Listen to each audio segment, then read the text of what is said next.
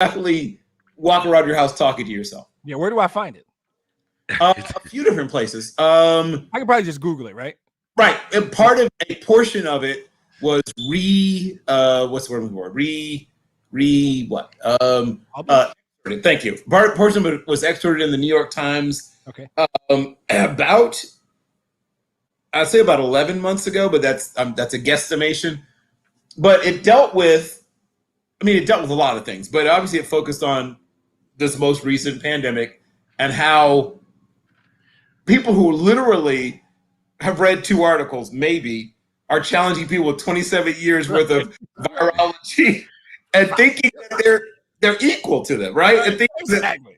Fauci don't know what he's talking about. I read this thing on the internet, on the Fox site. But there are also 2 doctors that have been totally discredited by the AMA. That these people are consider next to what the Apostle Paul, Luke. Right. I mean, just name one. Right.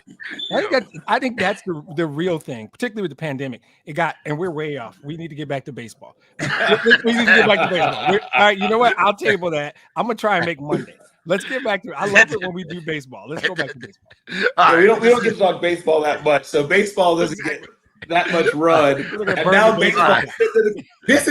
This is emblematic of baseball's problem, my friend. Right. Baseball gets tabled every chance anything else happens. We just totally digress. We love baseball over on the side. That's it. And this like I said, it encapsulates what has happened to baseball in the American sporting consciousness, right?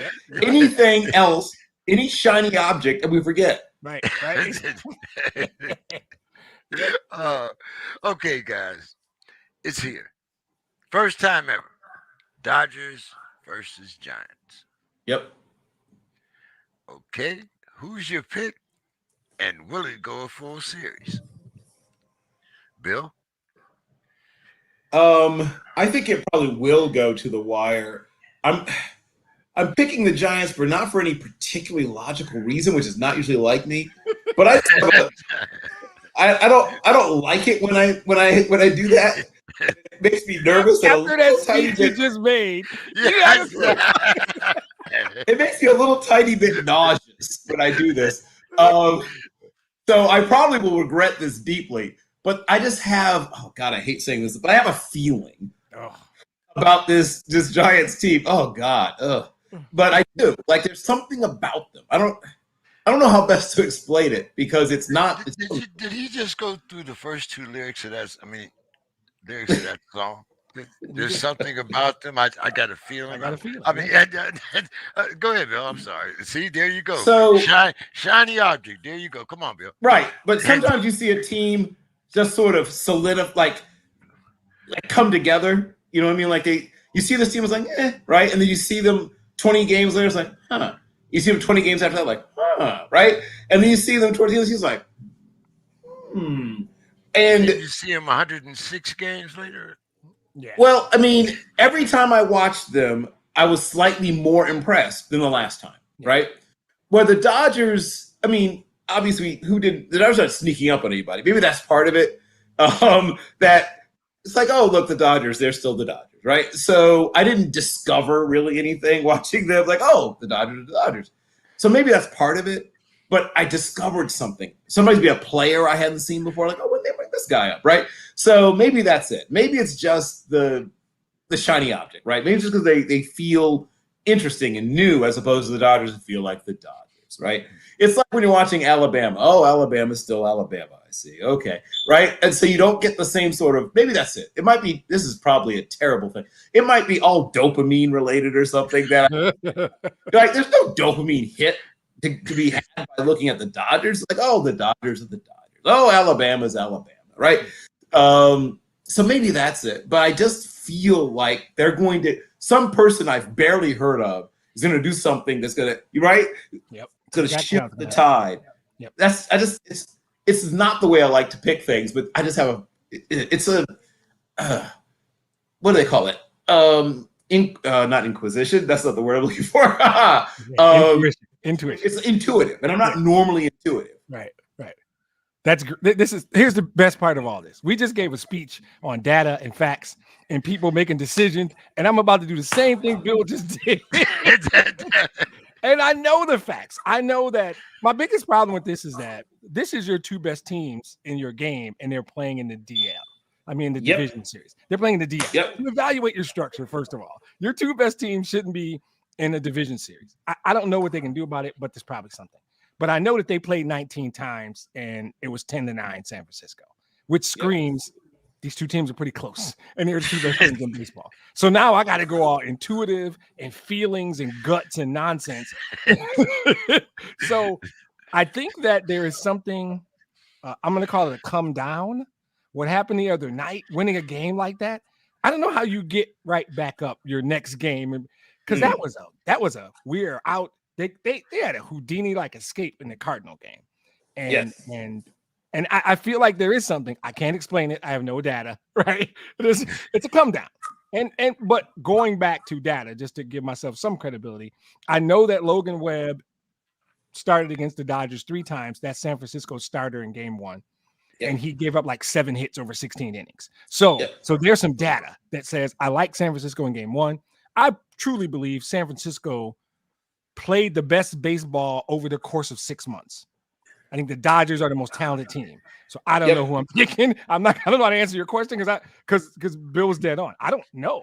This is some deal where I could flip a coin. I think these are the two best teams in baseball. I'm going to take San Francisco because I just think there's something to the grind of a baseball season. When you play that well over 6 months, you've developed something. And I do believe there is something to the champs defending. It's hard to defend. You're getting the best shot. But that might just mean that the Dodgers are actually better, and now at crunch time, it's going to show.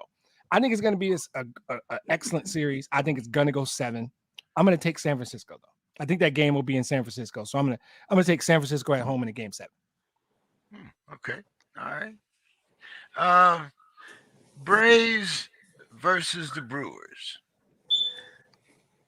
We usually talk about Atlanta as pitching, but it's going to take hitting to win this series, I believe. And Atlanta's, should they have a little power this year? What do you think here, Demetrius? So this one I'm a little more clear.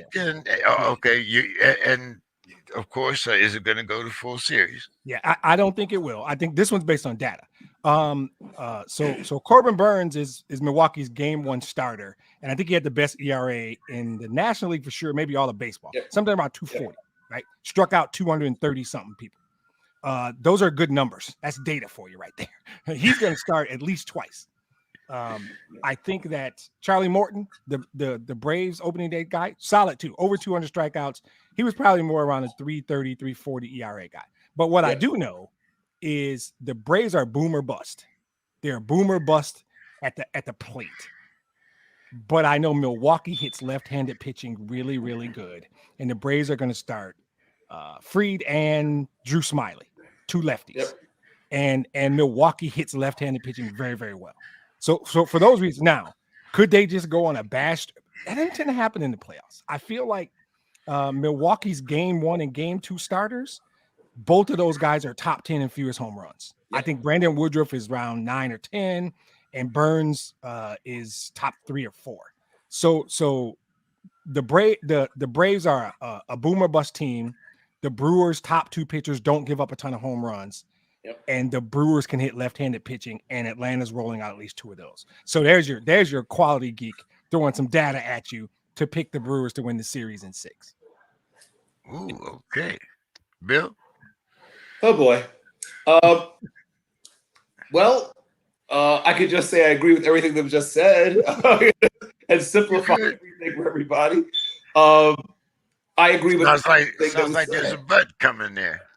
No, there's not in a but. I was about to say Brewers in 6. I mean, I held it before he said 6. I was holding up 6. I really believe that. I believe he nailed all of it. I'm trying to think of something I could add. Really, boy, I don't. I'm cool with you just agreeing with me. I'm going to do that. He's completely 100% correct. Now you know how it feels to have the shoe on the other foot, Bill. No, that's exactly. Exactly. I get tired of it being the other way around all the damn time. Yes, that's indeed. Okay, guys. I mean, it's not like this was something that we've never seen, but the Red Sox beat the Yankees and they moved on to the division series. But moving on means they have to face the Tampa Bay Rays. Yep. Your thoughts, Bill? They are about to. And yours is it they're about to get humbled. humbled. They're about to get humbled. They are about to get humbled.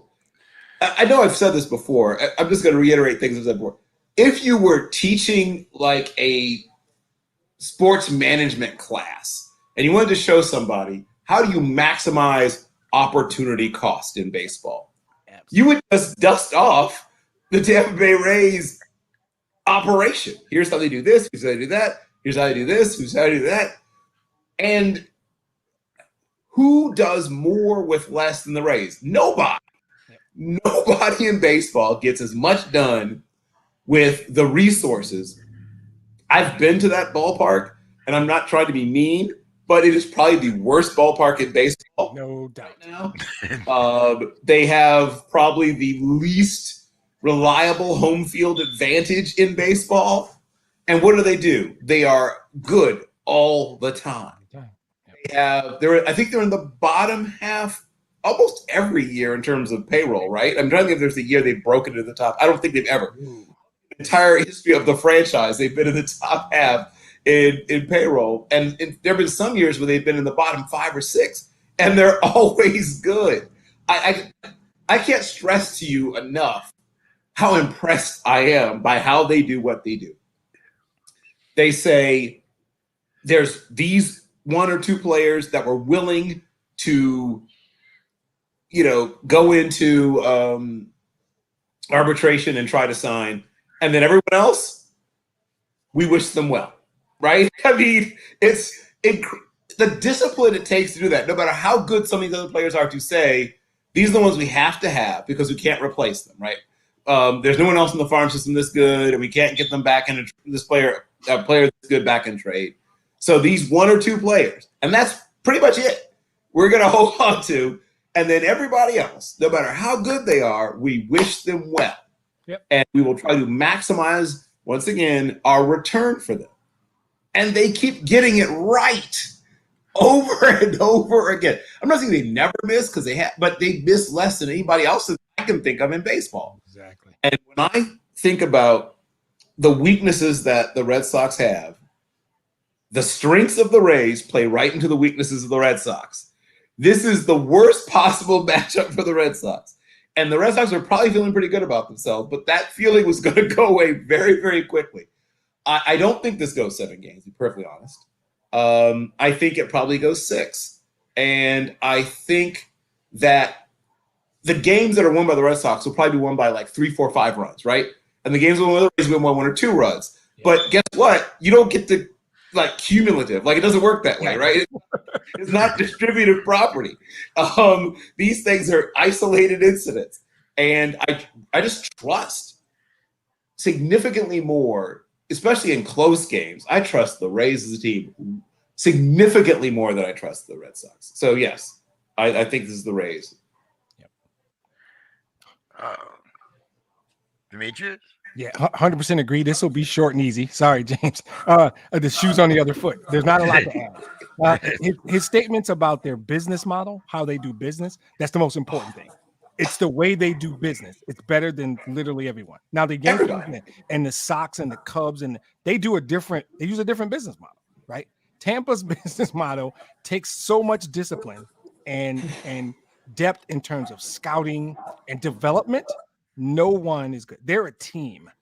And it's a deal where all 25 guys play a role, right? Yep. The Yankees will beat you with a handful of dudes that just who look like football players, 240, 250 pounders. Right.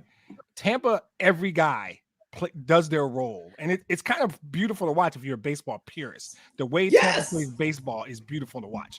I agree. I think they're going to win it 6, maybe even 5. I just think they're a complete baseball team. 25-man roster. Their bullpen is strong. Their starters are strong. Their management is strong. They're stronger everywhere. And I just think they're better than Boston. And they won 100 games and won that division relatively easy. So I think they won 7 out of 10 games at Tropicana Field. Totally agree. Worst place to watch a baseball game ever. It's out in the middle of nowhere. It is massive. It has nothing friendly about it. It is. I feel like it's a stadium that wasn't built for baseball. And they're like, oh, wait, y'all wanted us to build a baseball stadium. We got the plan. We got the wrong blueprints. It's horrible. It has the ambiance of like a mall in town where they changed the highways. So now everyone goes past it. And so it always feels half empty or less than half empty. Yep. It is. Yeah. The sight lines aren't great. There's nothing to recommend, quite frankly. It's like baseball. So much of baseball is feel. Like when you go to a game, that place, and I don't want to go through that list, but that does not. It feels like you went to the wrong place. It's like, oh, the game is here? Okay. And and of course, the game I've been there twice. And the second game I went to, 4 balls went into the lights. And I'm talking literally never came down. Right. Baseball?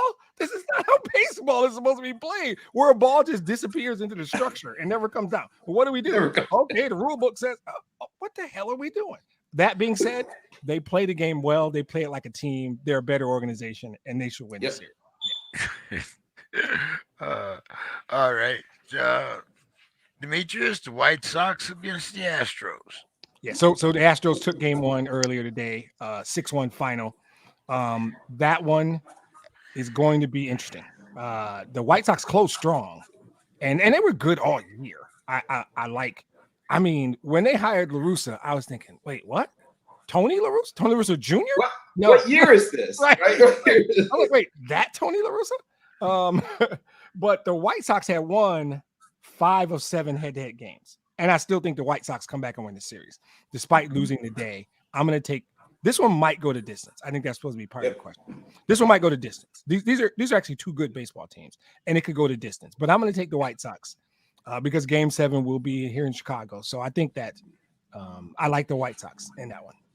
But it's going to be good because Houston needs to avenge. Well, they need to shake the cheater label somehow. Right. And they win this series, they go a long way to shaking that. I think Chicago might be a better team. Okay. Bill. I mean, for the sake of drama, I should probably try to disagree. But yeah, that's not a bad idea. Sorry, people. I can't really find a way to disagree. I think this will be, of all the ones we've mentioned so far, this will be the one with the most drama, I believe. I believe there'll be at least one extra innings game. I think there'll be at least one controversial end. Where it's like, oh, did he really get tagged? Did he get under the tag? Like that kind of stuff. I think this is the one where people argue, right? This is the one where people will argue about. I think this will be the one that has the memorable moments, right? Where people can say, oh, but I don't think that's what happened. And then someone can say, no, it did happen because look from this angle and that kind of stuff. I think these 2 teams, unlike the teams we talk about that do everything right, they're not that, right? And they're not teams, and these are teams that have talent, but they don't just overwhelm you with talent, right? They're sort of between it, right? They're between the teams we're talking about. They have decent sized payrolls. I mean, not Dodger payrolls or, not that, but they spend money. And yes, as you mentioned, La Russa is not unaware of analytics, but he's clearly not a slave to analytics. he not at all. But I don't know. Not at all. He is not at all. I think he listens. I think his ears are open, but I think he does what he does the way he does what he does. I think is really what it comes down to. Yeah. He's been that's an interesting contrast. Yeah. Right. He's been. I mean, his managerial career began at least a decade before anybody, more than a decade before anybody on the current roster was born. Right. So there's that, right? But yes, I do believe the White Sox will win it, but I think it'll be kind of weird and controversial. Yeah. Okay, guys. Well, hey, we'll see. Next week, our baseball conversations will Good job, continue. Mr. King. Needed that baseball fix. Appreciate No, you. well, for the next, you got one for the next 2 weeks anyway. All So, right. All right. and then there's the World Series, right? So, Yeah. Yeah. so you got a little baseball coming. Let's see. Before we talk about my Oh, favorite James, guy, was yes, I right? I'm trying to remember. I forgot to check on the home run thing. Was 48 or did somebody make it to 49? I think it was 49. I think it was 49. I'm not sure, Okay. but I have to Okay. look it Well, up. But my thoughts were that it was nobody that everybody was stuck at 48. The most was 48. But I think maybe, but I'm pretty sure it ended the regular season with 48. Demetrius, do I you know remember? somebody. I know a couple guys reached 48. I can't remember anybody Yeah, name. I think it was. I think it was actually 48. Yeah. I thought Yeah. somebody. So I they don't remember anybody getting 49. Yeah. Yeah. right. Okay. And people, forgotten how hard it is to hit 49 home runs. Yeah, a lot of people you've heard of and think of as home run hitters and never hit 49 home runs. Right. Let's see. A little recap here. What we had, everybody had an interception. Both guys had an interception. I saw Stafford get one in the end zone, and Yep. I thought there was a tip ball on one of Russ's passes, right? Yep. Yep. Okay. So the score is 7-3. Wow. Do the Rams bounce back, or we'll see. Anyway, let's talk a little NBA here because once again it seems like the NBA kind of gets it, and other sports I don't know whether they maybe they should follow the NBA as in policy, but once again the NBA has decided that it won't test for weed. I mean, is it time? You got what 30 states now, I believe, where medical marijuana is official, legal, and you have about at least 20 I know of that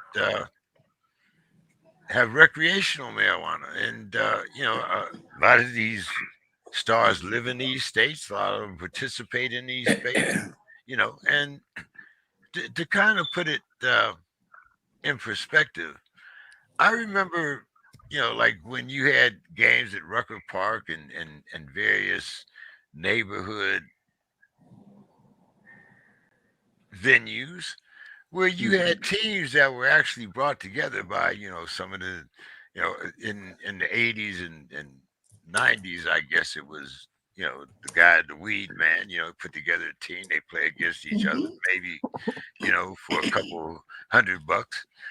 Then the 2000s came and the crack dealers got there, and now they're playing for 5 and 10,000. But anyway, the point I'm trying to get to is that in most neighborhoods, the neighborhood basketball is also a part of the marijuana community.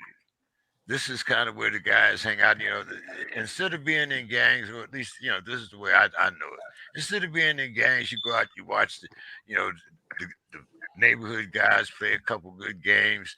You might have a couple older guys in there that thought they were really good, trying to still make an impression. But what's your thoughts, Demetrius? On just the culture. Going back to Allen Iverson and the boys, the culture of weed and basketball. Yeah, and I think it is probably more simply described as basketball is an urban game, and so it's connected to their culture. It's not necessarily weed and basketball; it's weed and the culture, and basketball is a part of that same culture. I think we've seen a societal shift on marijuana over the last 5 to 7 years that makes this easier. Now, the NBA has always been trailblazing. I don't understand. I am not someone who partakes. I've never smoked a joint in my life. I don't say that necessarily with pride. It's just a fact. But I have never seen any data suggesting it's performance enhancing.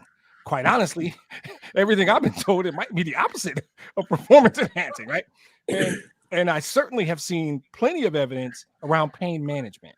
So I just feel like we have gotten more data and started to listen to the data. And those numbers you talked about, states, including the great state of Michigan, as well as the state of Illinois, both legal recreationally, right? So it's a business thing. If you can link it to productivity, fine. I think basketball players have been smoking weed for years.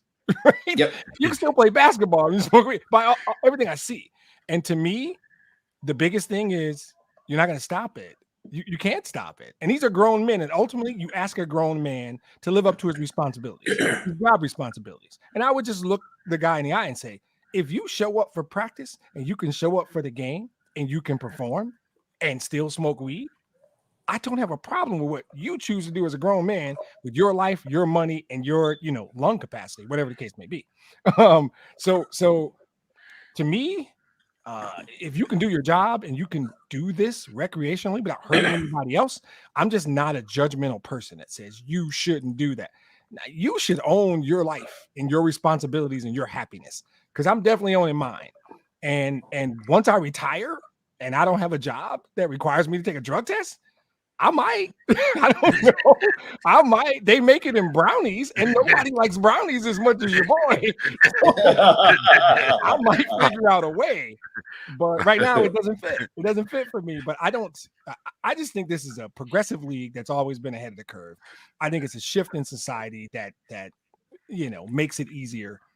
And at the end of the day, you just have to ask adults to be responsible. And I think there are people who partake in that and can still live their lives and be responsible. I know some of them, quite frankly. So. I will be the first to admit I have never seen a blunt that I haven't enjoyed since the age of 12. But I've also, when I came out here to California, I made a living as for quite some time as a chef making edibles for dispensaries out here. So there's big money in it in knowing how to cook edibles, make brownies and cookies. I can make you some spaghetti sauce, pasta, whatever, just about jellies, different jellies from dates and different grains, lentils, just about anything you name. So there, if there are two cookbooks, the marijuana cookbook and there's a marijuana chef. But anyway, getting back to the question, Bill, and I found, especially very early in my military career, that I was a very nasty drunk, very nasty drunk. So when I came back to relax, it was much better for me to go to the tent with the guys that were smoking weed rather than the guys that were drinking, because that meant I was going to be in somebody's stockade very soon. But I digress. Bill, what do you think about the culture of basketball and weed? Well, and it was put beautifully, obviously already. So when people, if you say the culture of basketball and hip hop, or the culture of basketball and sneaker culture, or the culture of basketball and weed, or the culture of basketball and expensive jewelry, or the culture of basketball and baby mamas, or whatever it is you're talking about what I call cultural markers. That's what you're talking about. Things that act as a culture that lets next stop ahead is the hood, or next stop ahead is whatever. Right? So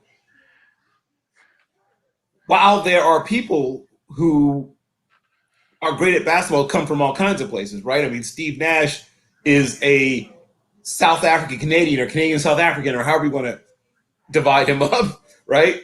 A dual citizen of both Canada and South Africa, which is as far from what people associate with, what it takes to be great at basketball. A guy who was a junior Olympian soccer player, I believe, also. So which tells you, as a testament to it, what kind of athlete we're talking about. But when people picture basketball, particularly street basketball, they picture, a guy who just got off work, driving the UPS truck, some high school kids, a dude who went away to college and then blew it all and is now back in the neighborhood. Like, you can paint the picture in your mind, right? even though Mike drives a UPS truck, if he just had a better attitude about things, he would have been a D1 player too, and might have made the league. Like we all have the picture in our minds. And is someone there smoking weed? Yes. Now, is that something that has to happen? No. I mean, as was pointed out, it doesn't help you play basketball better. It may help you to play basketball more relaxed. It may help you to, and that's the other thing. You mentioned paint management, but also, and once again, because the research hasn't been able to go as far as it probably can go regarding what cannabis does and doesn't do, but lots of people who suffer from various types of anxiety disorders have said that their symptoms have been reduced or even alleviated by consuming cannabis, whether it be smoked or consumed other ways. So for me, you creeping after dark yet? Oh, we're getting close. We're about 12 minutes away, I think. But here's what I will say. Think about what the lifestyle of not just the stars, because people always think about the stars when they think about NBA lifestyles. Think about the lifestyle of the guy who's like the 11th guy off the bench, right? The guy who worries whenever somebody becomes available in free agency, right? Because that can mean I'm pushed off the end of the bench, or gets excited, not excited, but when somebody pulls up with an injury, realizes, I can get more clock. Like the guy who is in the league, he's not on the fringes. He's in the league. He's solidly enough in the league, like a cut below Matt Harpering, right? That guy, and he's going to get 6-7 years in the league. He has to do the dirty work stuff, dive on the floor, give the hard foul, make a key three when called upon to do so, even if you're cold and you've played like 30 seconds spread out over the last 3/4 of the game, and then all of a sudden you're back out there, and as soon as you get out there, you're in a corner, gets a three to you, and it's a key moment. You have to hit that, right? Because this could be your last chance to show that you should stay on this team. So even though we think about the stars' stresses, we forget that those guys have generational, destiny-changing money. And we don't think so much about the guys who are making a nice lifestyle, right? They're making a decent living, but they're always this close. They're always one thing changing away from it being taken away. And those guys may need to relax, unwind, or whatever as well. And like you, maybe alcohol takes them in the dark places. I've had friends who said, I had to stop drinking. I needed something to do instead, and this is better for me. I'm not getting into drugs. I'm not accusing people of things that they couldn't possibly have done, but I'm out of my mind or whatever it is. So I just think that why were we testing for it in the first place? I mean, like, why do we need to be policing certain things in people's lives, right? If somebody is committing an actual crime, and I guess at one point smoking weed, was an actual crime, but when I say actual crime, I mean things. So's DUI now. I mean, Well, that's my point, right? Now that you should get punished for, right? That's not victimless. Yeah, but the difference there is getting drunk isn't a crime. Getting drunk and getting behind the wheel of a car is a crime. Right? Exactly. That's the difference. Well, out here in California, you can also be under the influence, and that's what they call when they think. Right. Well, I mean, that's not just California. That's any place. If you're driving while impaired, no matter what's impairing you, I mean, that doesn't matter whether it's alcohol or weed or meth or whatever. I mean, whatever it is, if it's impairing you, if it's changing the way you react to the stimulus that is flowing through your brain while you're trying to deal with spatial relationships and judging distance and decision-making processes, that should be very much policed. Like, that needs to be policed. I can tell you one thing that I have found, in over a half a century of smoking weed. I have never smoked a blunt and decided that I wanted to go 100 miles an hour. It feels like that's not what it does. It feels like you want to eat a bag of Doritos at 100 miles an hour. I mean, can I eat all these Doritos, right?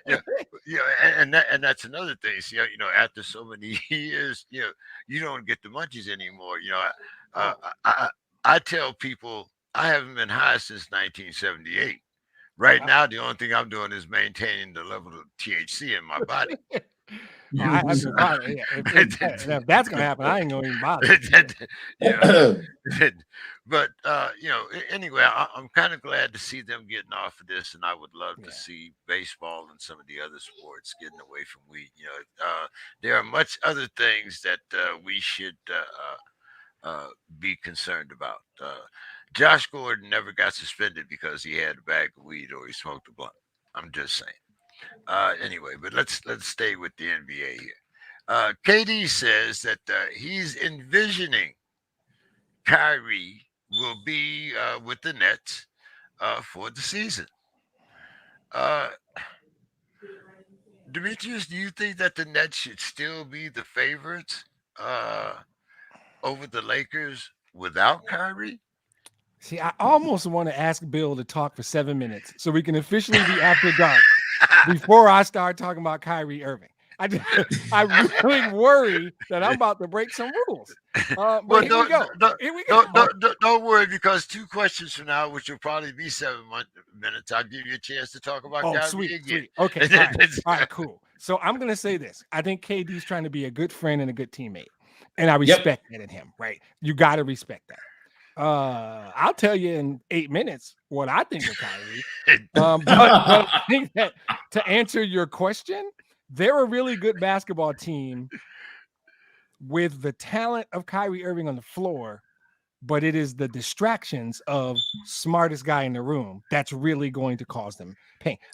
I think they're a very good team even without him. Now, well, that's what I said. Your question is right. If you're telling me the Lakers are healthy and the Nets are healthy and they don't have World B. Flat, I like the Lakers. This is from a talent standpoint. He's a talented player. They will miss his talent on the floor. It's myopic to think that it might be myopic to think that the Lakers will be healthy next April. That might be ridiculous. Consider Reese's already out, right? Exactly. If the Lakers were healthy in April and Kyrie and James Harden were healthy, the Lakers would win that series. He brings something to the floor as a basketball. I've never criticized his game on the floor. I never will, because he's uber talented. He can do things that I dream about doing.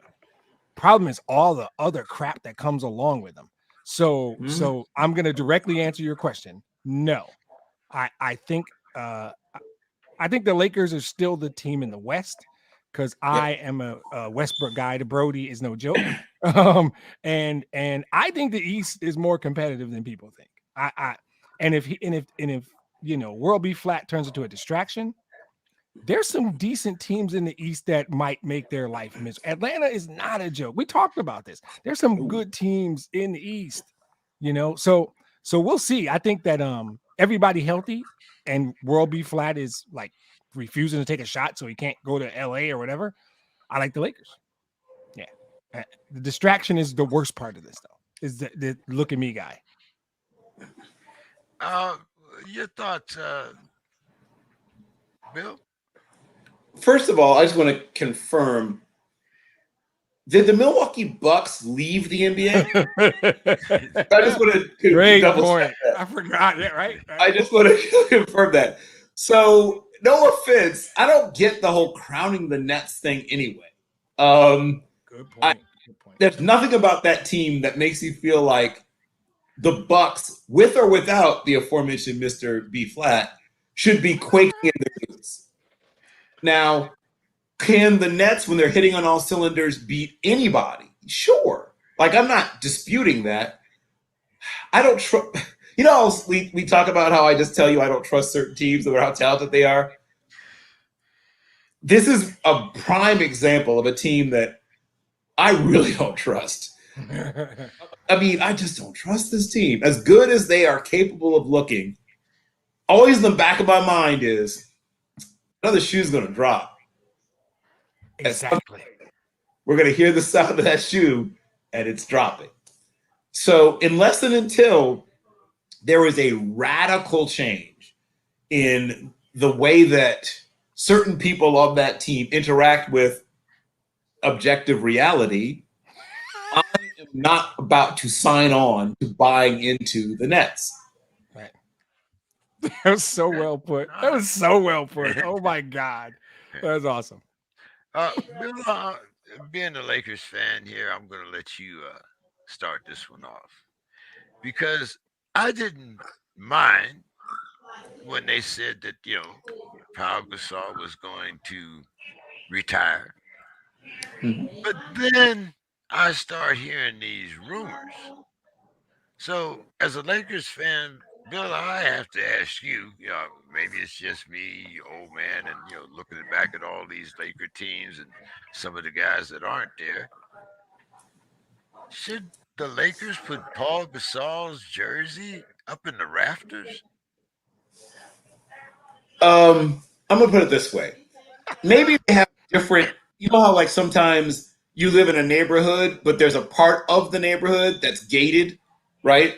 And the rents are like, it's like a different, like they've got like built-in pools, right? They got security. They've got, just amenities that maybe the other houses don't have. So maybe that's what they're planning to do. Planning to have different levels or different areas within the rafters. Because if so, I could say, okay, he could be in this area of the rafters. He can't be over there by Urban Magic Johnson. No, he can't. And James Worthy and Kareem. Like, he can't be over there. He can't be in there. I guess George Mikan is probably up there, but he can't be with those guys, right? The first ballot Hall of Fame guys, he can't hang with them. They can hang his jersey over there by like, let's see. I mean, not even really Michael Cooper now I think about it. Byron Scott jersey. He can hang with Byron. Over there. He can hang with Byron Scott. Don't do that with Byron Scott. Come on now. Don't do that to Byron. Come on now, guys. Come on. Okay, I've got one. Michael Cooper. He's in the Michael Cooper district. Yeah, absolutely. I still think that's disrespectful. I agree. I think here's the funny thing is that neighborhood that Bill talked about, he didn't even tell y'all all the houses over there. He didn't tell y'all about Elgin Baylor's house or Jerry West's house. No. He didn't mention Kobe Bean Bryant. Right. He didn't mention the Kobe Bean Bryant mansion. No, you can't where Paul Gasol would be. Like, that's too high up on the hill. Exactly. Paul can't see all the way up there. Exactly. I'm gonna quote, because I like to pull out obscure movie references. That's another one of my things. But you guys probably know it. I might have referenced it. It's a cop show with Bruce Willis and Tracy Morgan. It was called Cop Out, right? And so there's a scene in the car. Tracy's fretting about his wife. He thinks she's cheating. She's not. And Bruce Willis asks him a question, and there's a great meme. And Tracy Morgan says, no, hell no. No, right? That's my answer to should his jersey go. No, Bill has a great saying, and I don't know if it's his originally or he got it from somewhere. The Hall of Really Good. There's a Hall of Really Good for Powell's jersey. I don't know where that hall is. Right. I know it's not in Springfield. Brothers right, it's not in Springfield, Massachusetts. Right. Hall of Very Good. There is a Hall of Very Good somewhere in Tulsa or Piscataway, New Jersey. I don't know where it is. But wherever it is, that's where Powell's jersey goes. It does not go in this neighborhood Bill just described to you. That is not where it goes. It doesn't work like that. So no, is my answer to that. Yeah, I'm with you all the way. That's the reason why this question is here. But when I saw it on NBA.com, I was like, "What are you kidding?" I got my energy drink now. I'm getting ready to do 2 more hours. And people, and people think that people that smoke weed are kind of out there. I mean, whoever wrote this about Paul, somebody. And maybe they just wanted to give us a topic, but I was thinking to myself, and Bill was so nice about it, right? And it's like, I don't want to come back looking like an a-hole now because Bill was just nice. Look, you got James Worthy and Magic Johnson, and there's another neighborhood. There has to be another, right? Because you can't be putting them together. It's outside the gate. He ain't getting in the gate. He don't know the passcode to get in the gate. No, go get your ass over there and walk your dog over there somewhere. Yeah. Okay. It is that time. It is time for Cribbing After Dark. I have to get some music for this, and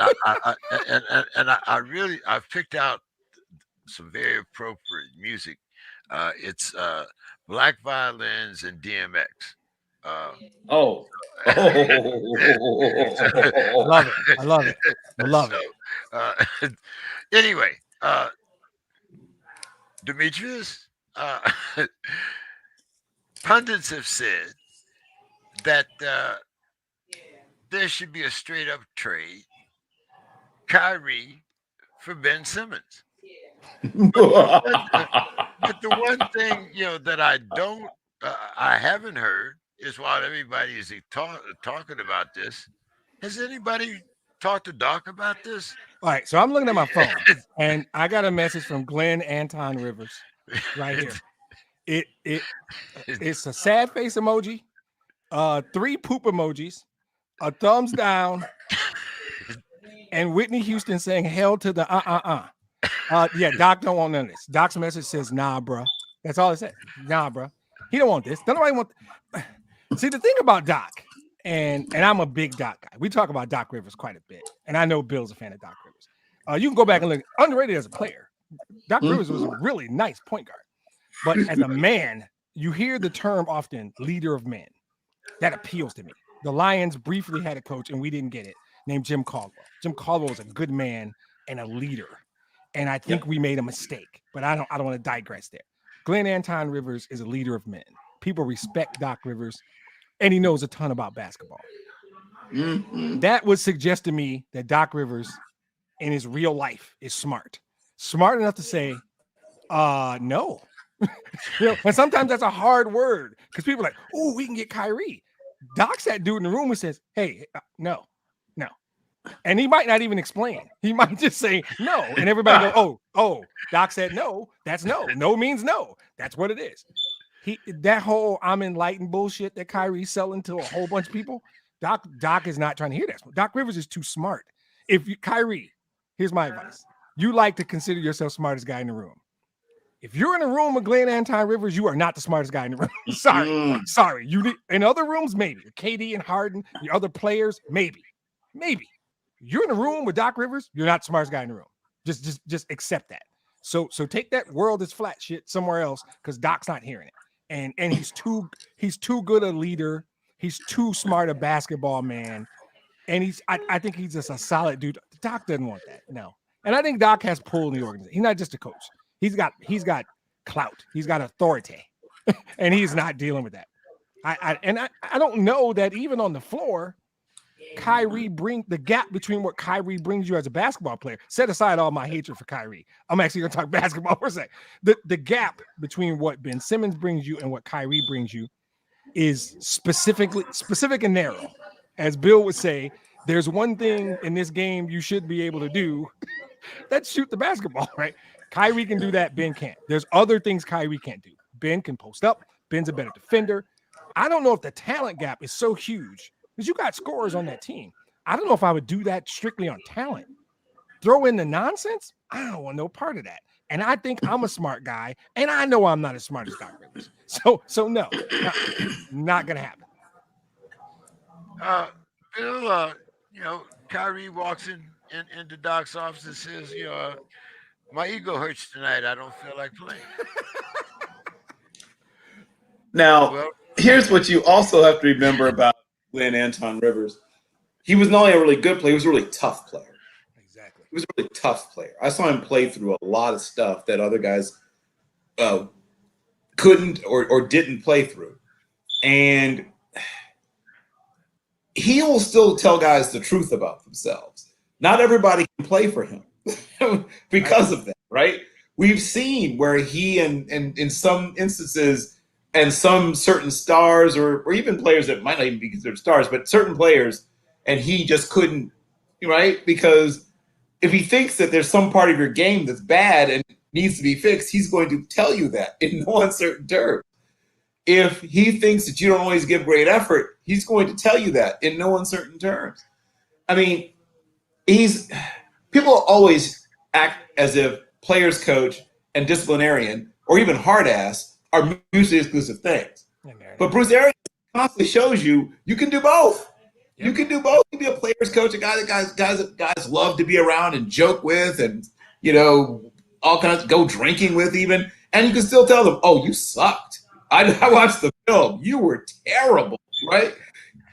I mean, everyone remember how people were like all up in arms when Bruce Arians called out Thomas Edward Patrick Brady and said he didn't play well. Like, oh my God, what's going to happen? And people somehow forgot that Thomas Edward Patrick Brady had been coached harder than maybe any other player in the league for 20 bleeping years. Exactly. That was what was going to break him?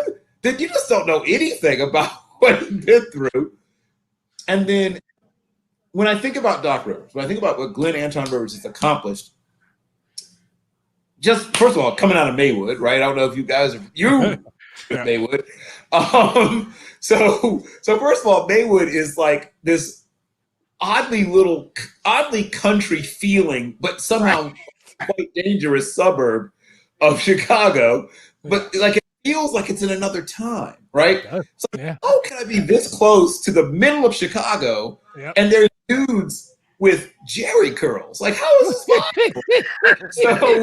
possible? So Maywood, first of all, is like the land that time forgot, combined with some fairly vicious criminal activity, right? Boys in the hood, like Boys in the Hood. Right. It's this, right, exactly.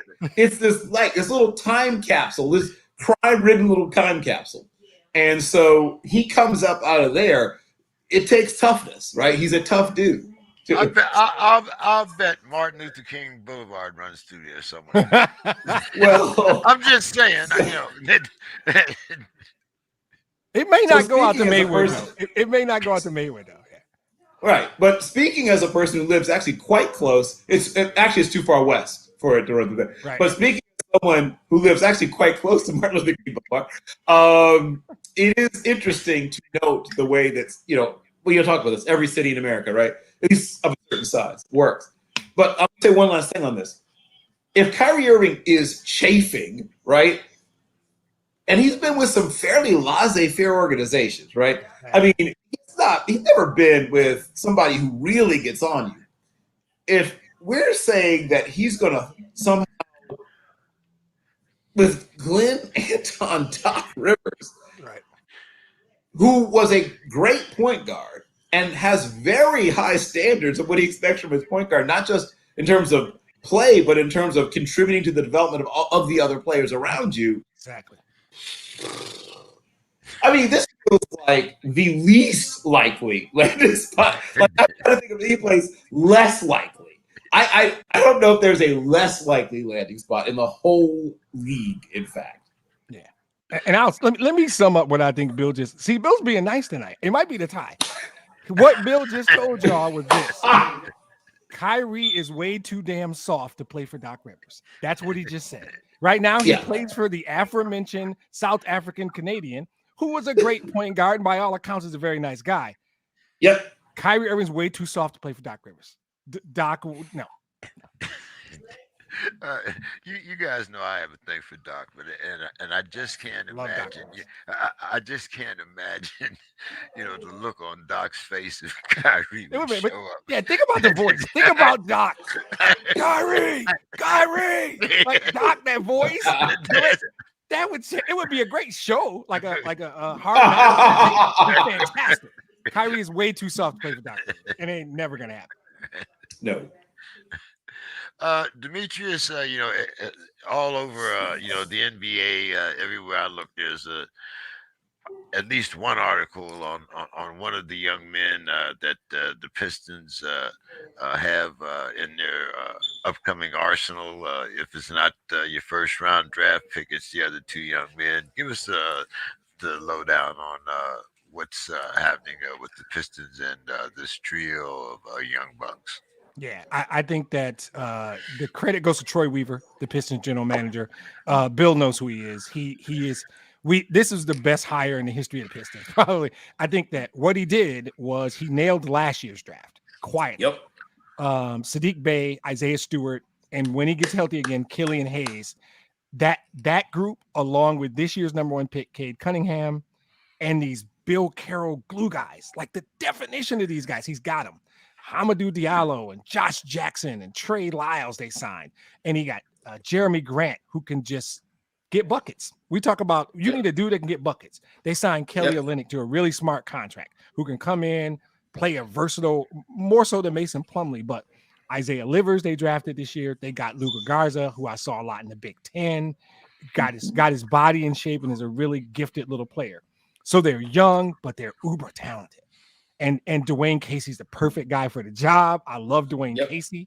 I love where they are. This is not even like me as a fan. This is he gutted the roster. I mean, 16 months after he got the job, not a single player remained that was on the roster the day he took the job. That takes balls, a degree of confidence that says, I know what I'm doing.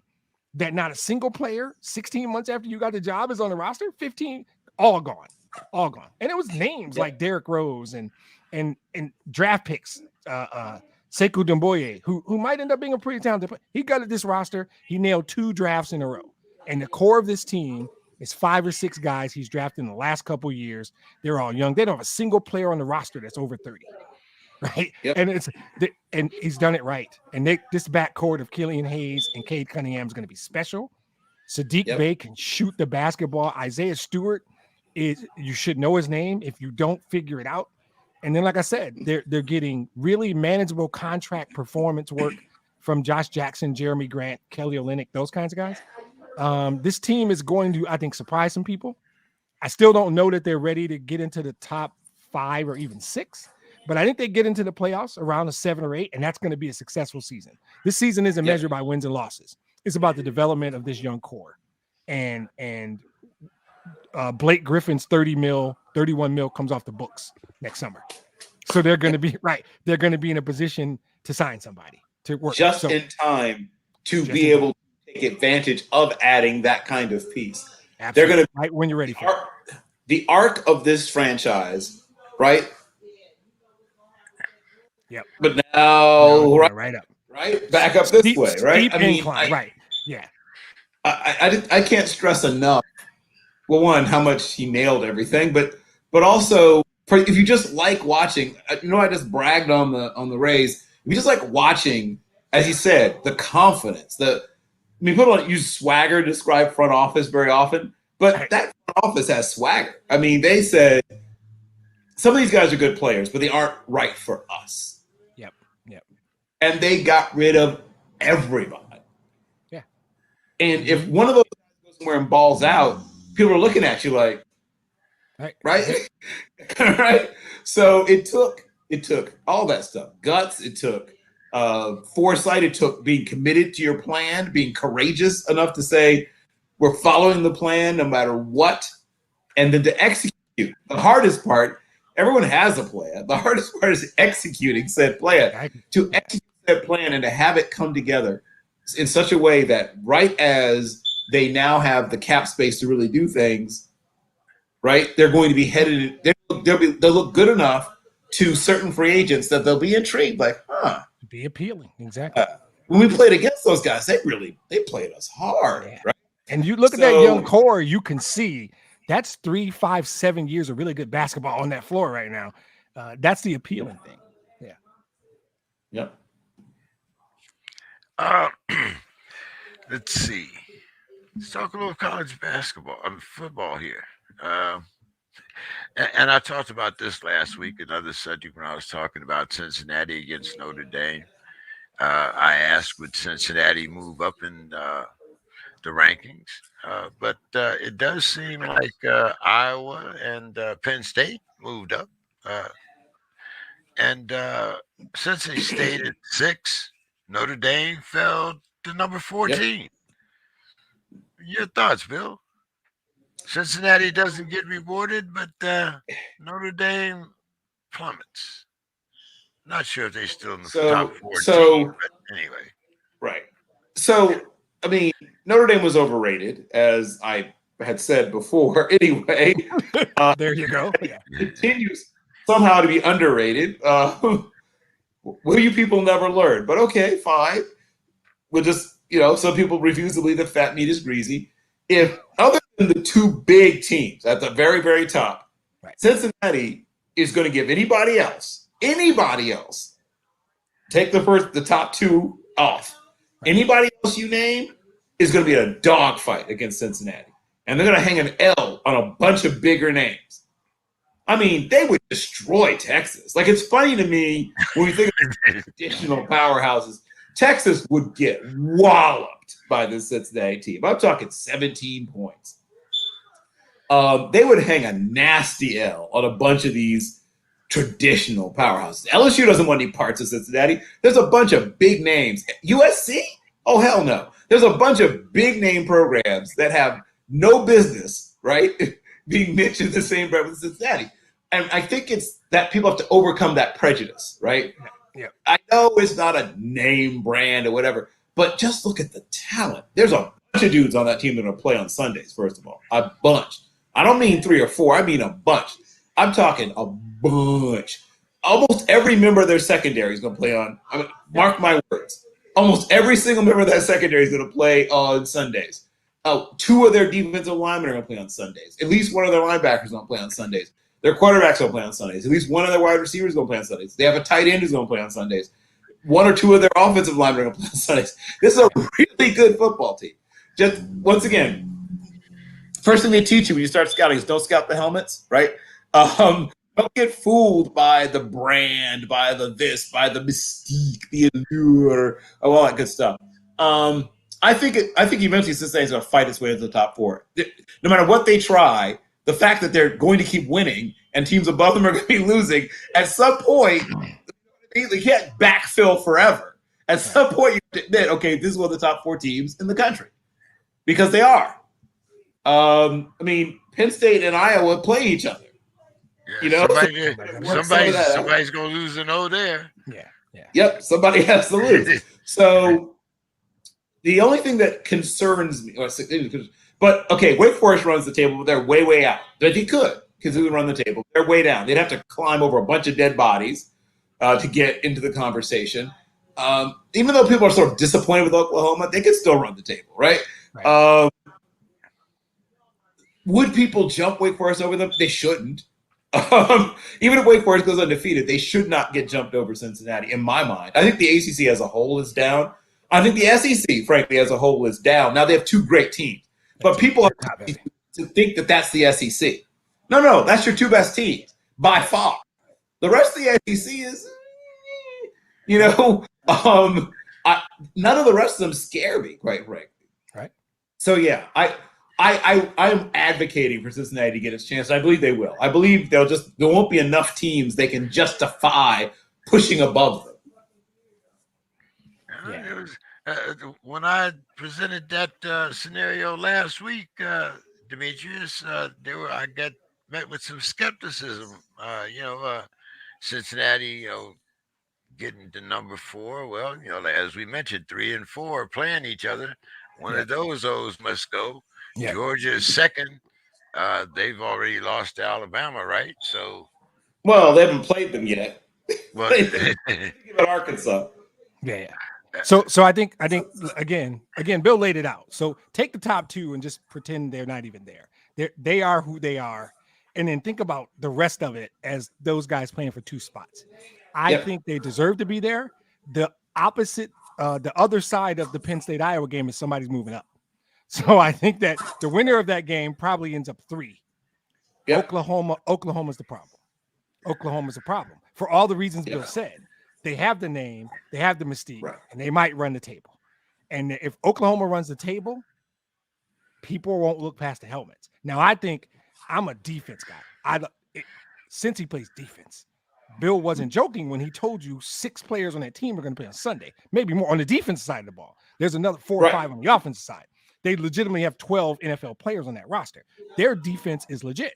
Their defense is incredibly real and can play with anybody in the country, not name those top 2 I'm talking about. Anybody. Right. And that's the thing. I think their real challenge is Oklahoma might run the table. and that's going to be tough. That's going to be tough. Now, I myopically hope Penn State wins because I think Michigan State will beat Penn State. No, I'm just kidding. I don't know. No, I'm just kidding. I'm kidding. That's a joke. I like where we are. I like where we're going to be. It's all good. We're not in this conversation. I don't know that the Big Ten team that wins this Saturday stays undefeated. So they might be fine. It might be Oklahoma and Cincinnati as those other two teams. I think those other two positions are locked no matter what happens in an SEC later game. Right. Won't matter. Those are the two best teams in the country. I think there's a path for Cincy because I think Iowa and Penn State are both going to lose a game, in my opinion. The Big Ten, to me, is the toughest league. Really good teams in that league, but the gap isn't that big. Ohio State's probably the cream of the crop. That team that plays in that other city, they're okay. I think we scrap with anybody, and I think we got Ohio State and Penn State on our schedule. We don't play Iowa. We scrap Iowa, Penn State. Indiana should have been better, and on a given Sunday, they could probably give somebody fits, but they're not what we thought they were. Our league is really good. Now, if Cincy runs the table, the winner of our league probably will be tough. They're going to have one loss most likely. If somebody runs the table, whether it's us, the school up the road, Iowa or Penn State, and if you ask anybody who studies the league, they would still tell you Ohio State's the favorite in our league, right? That one loss, that might hurt. It's good, but this is what college football is all about. I'm not talking about those top two. I think they're locked in. Those other two spots, there's legitimately 5 teams, maybe 6, that are in that conversation. There's people in North Carolina. Where's that? Raleigh? No. Which city is Wake Forest? I always mix them up. Wake Forest is in Raleigh. No, right? Is it? Yeah, they're because Duke's in Durham NC and State's, North Carolina's in Chapel Hill. Oh, NC State. Yeah, right. NC State's in Raleigh. Okay. Hold on. I used to know that. Well, I mean, technically speaking, they're in Wake Forest. They actually have their own mail stop. But nice. I didn't know they had a post office. The city of any size is probably.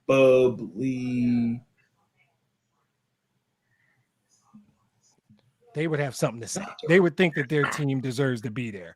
So, I mean, that's what's going to make the rest of this season pretty good. That there's some good teams fighting really for like those 2 spots. The Notre Dame thing we all knew. I remember 2 weeks ago saying Notre Dame's a fraud, and they would be humbled, and they were. I'm not surprised by that. And so I like Cincinnati. I like their defense. Winston-Salem. That's it. So Cincinnati's defense will allow them to play with anyone in any weather on any Saturday. So I think they're legit, and there's probably a path for them. Unfortunately, I think it's going to be at the expense of the Big Ten, because I think it's going to be Oklahoma and Cincy when it's all said and done. Well, with you guys all talking about the possibility of Oklahoma running the table, and Don not being here, I'm guessing that you guys are all picking Oklahoma Saturday. Yeah, I don't like Texas. Yep, I like Oklahoma Saturday.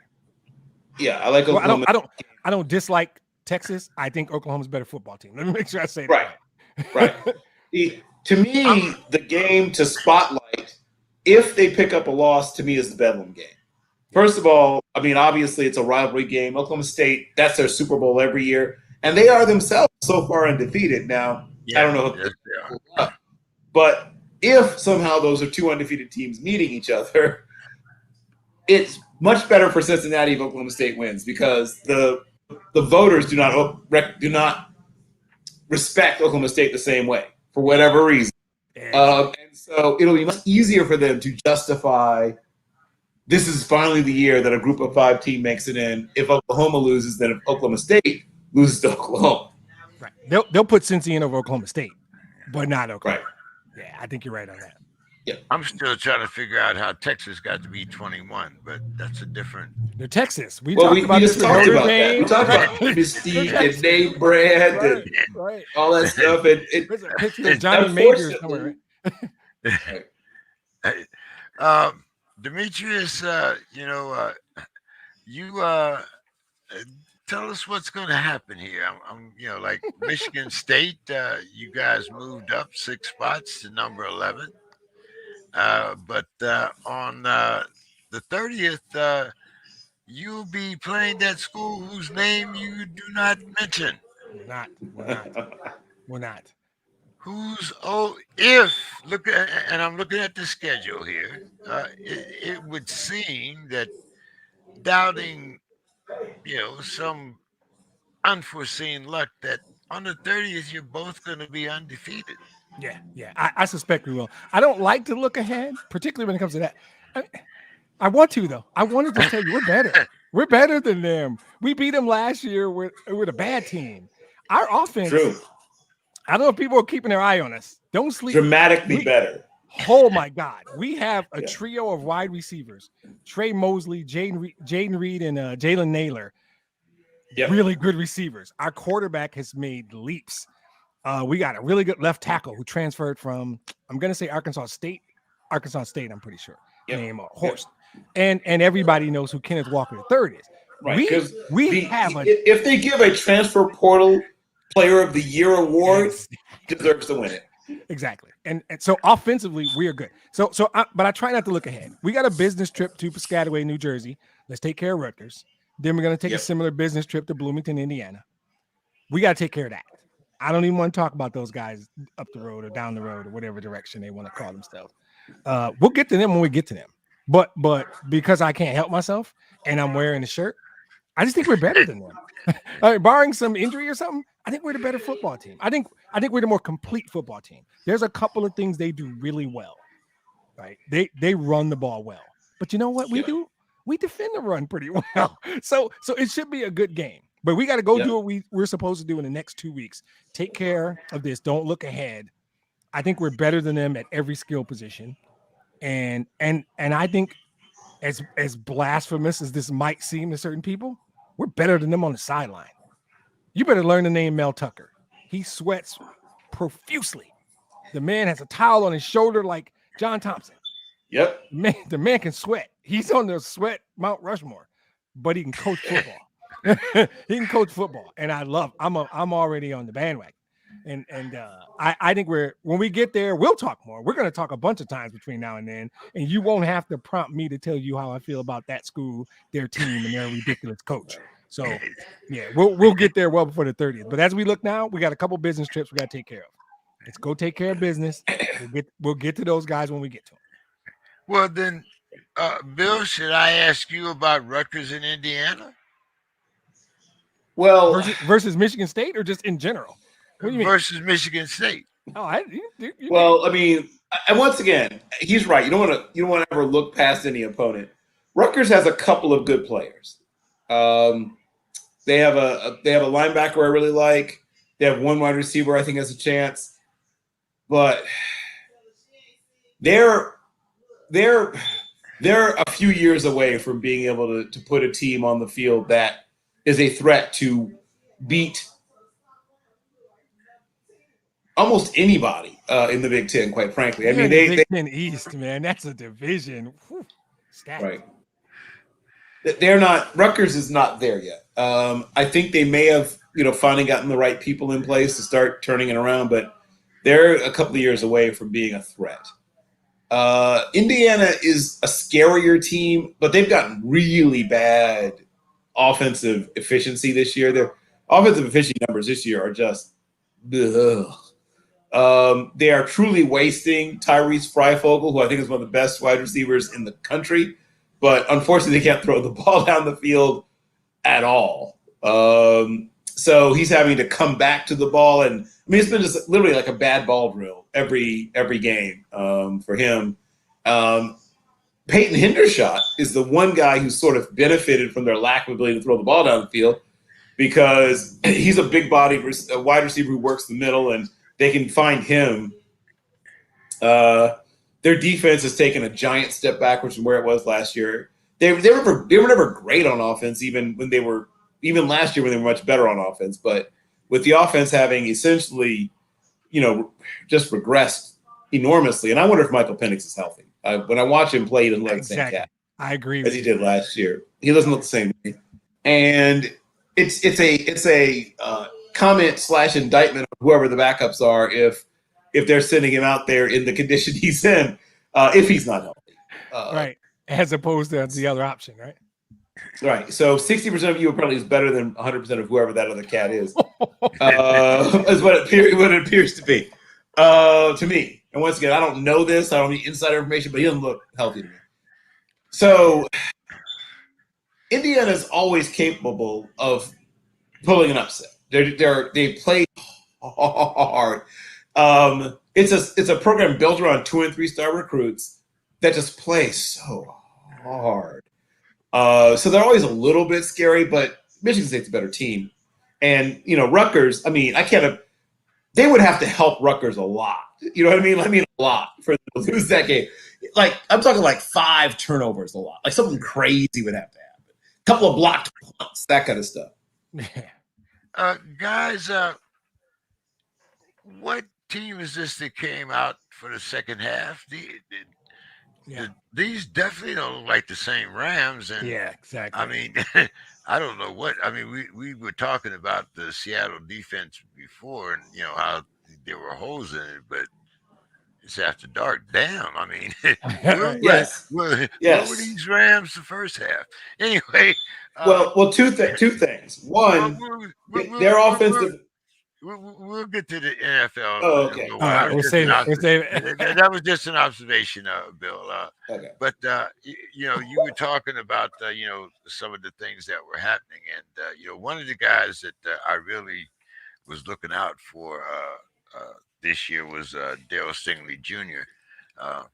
And Bill, you want to tell us about what the risk does, what his injury does to the LSU defense, and even more importantly, what it may do to his future Sunday stock? Well, as long as there's unless they find there's something that would be chronic, it'll do practically nothing. I mean, I don't want to say he could have not played at all this year, but he kind of could have not played at all this year, and he would still be essentially in the same place. If he's healthy enough to test by the time they roll around to the combine, if he tests like everyone thinks he's going to test, it won't do a darn thing to his draft stock. He'll still be the same size. He'll have all that good tape from the past 2 years, and he will still be a guy that has a really strong mental understanding of the game to go with his physical ability. So nothing. Like, he'll be fine in terms of that.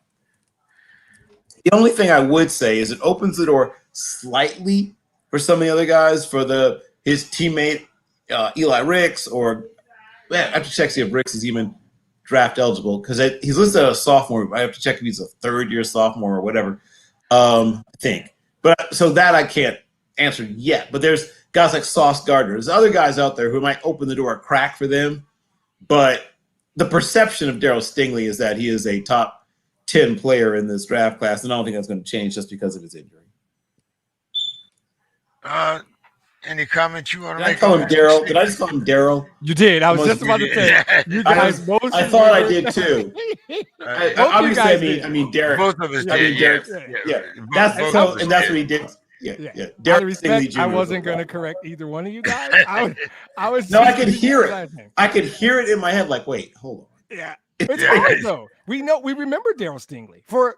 I mean, he was talented, but we remember him for. My era, Jack Tatum. I mean, how could I not? Yeah.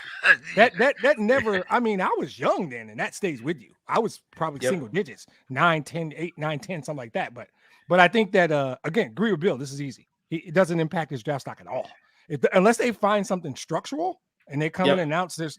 No, he's not getting past the Lions wherever we are. He won't get past us. So yeah, I don't think it's gonna at all. I think he's probably a top 5 pick. I mean, for sure. I would be shocked if he gets much lower than that. Like I said, if the Lions are in the top 5, he's not getting past us. So yeah, I don't think it's gonna back him at all. I don't know what it does for LSU. I'm not gonna act like I know enough about LSU to answer that part. I know he won't get past the Lions wherever we're picking. Well, I'm kind of like Bill. He shouldn't have played this year anyway. So right. But, and he certainly shouldn't come back and try and play now. Now you need to rest and then get ready for the combine. So yeah, most definitely. Okay, guys. Matchup number 3 versus number 4. Who we got? Penn State or Iowa? Demetrius? Yeah. So hey, I like the fact that it's a big time Big Ten game. I'm a conference guy. Other than one school, I love my conference as well. So to me, it's like this is the first time 2 top 5 teams, and it didn't include Ohio State or that other school. So that's a big deal. I like Iowa's defense, and I have to respect the fact that the game's in Iowa City. So I'm not saying it's going to be blown. It might be a low-scoring, kind of tough game. Sean Clifford's playing really good football right now, and I got to acknowledge that because I didn't used to be a Sean Clifford fan. I was not a fan of Sean Clifford's at all. Because he was bad.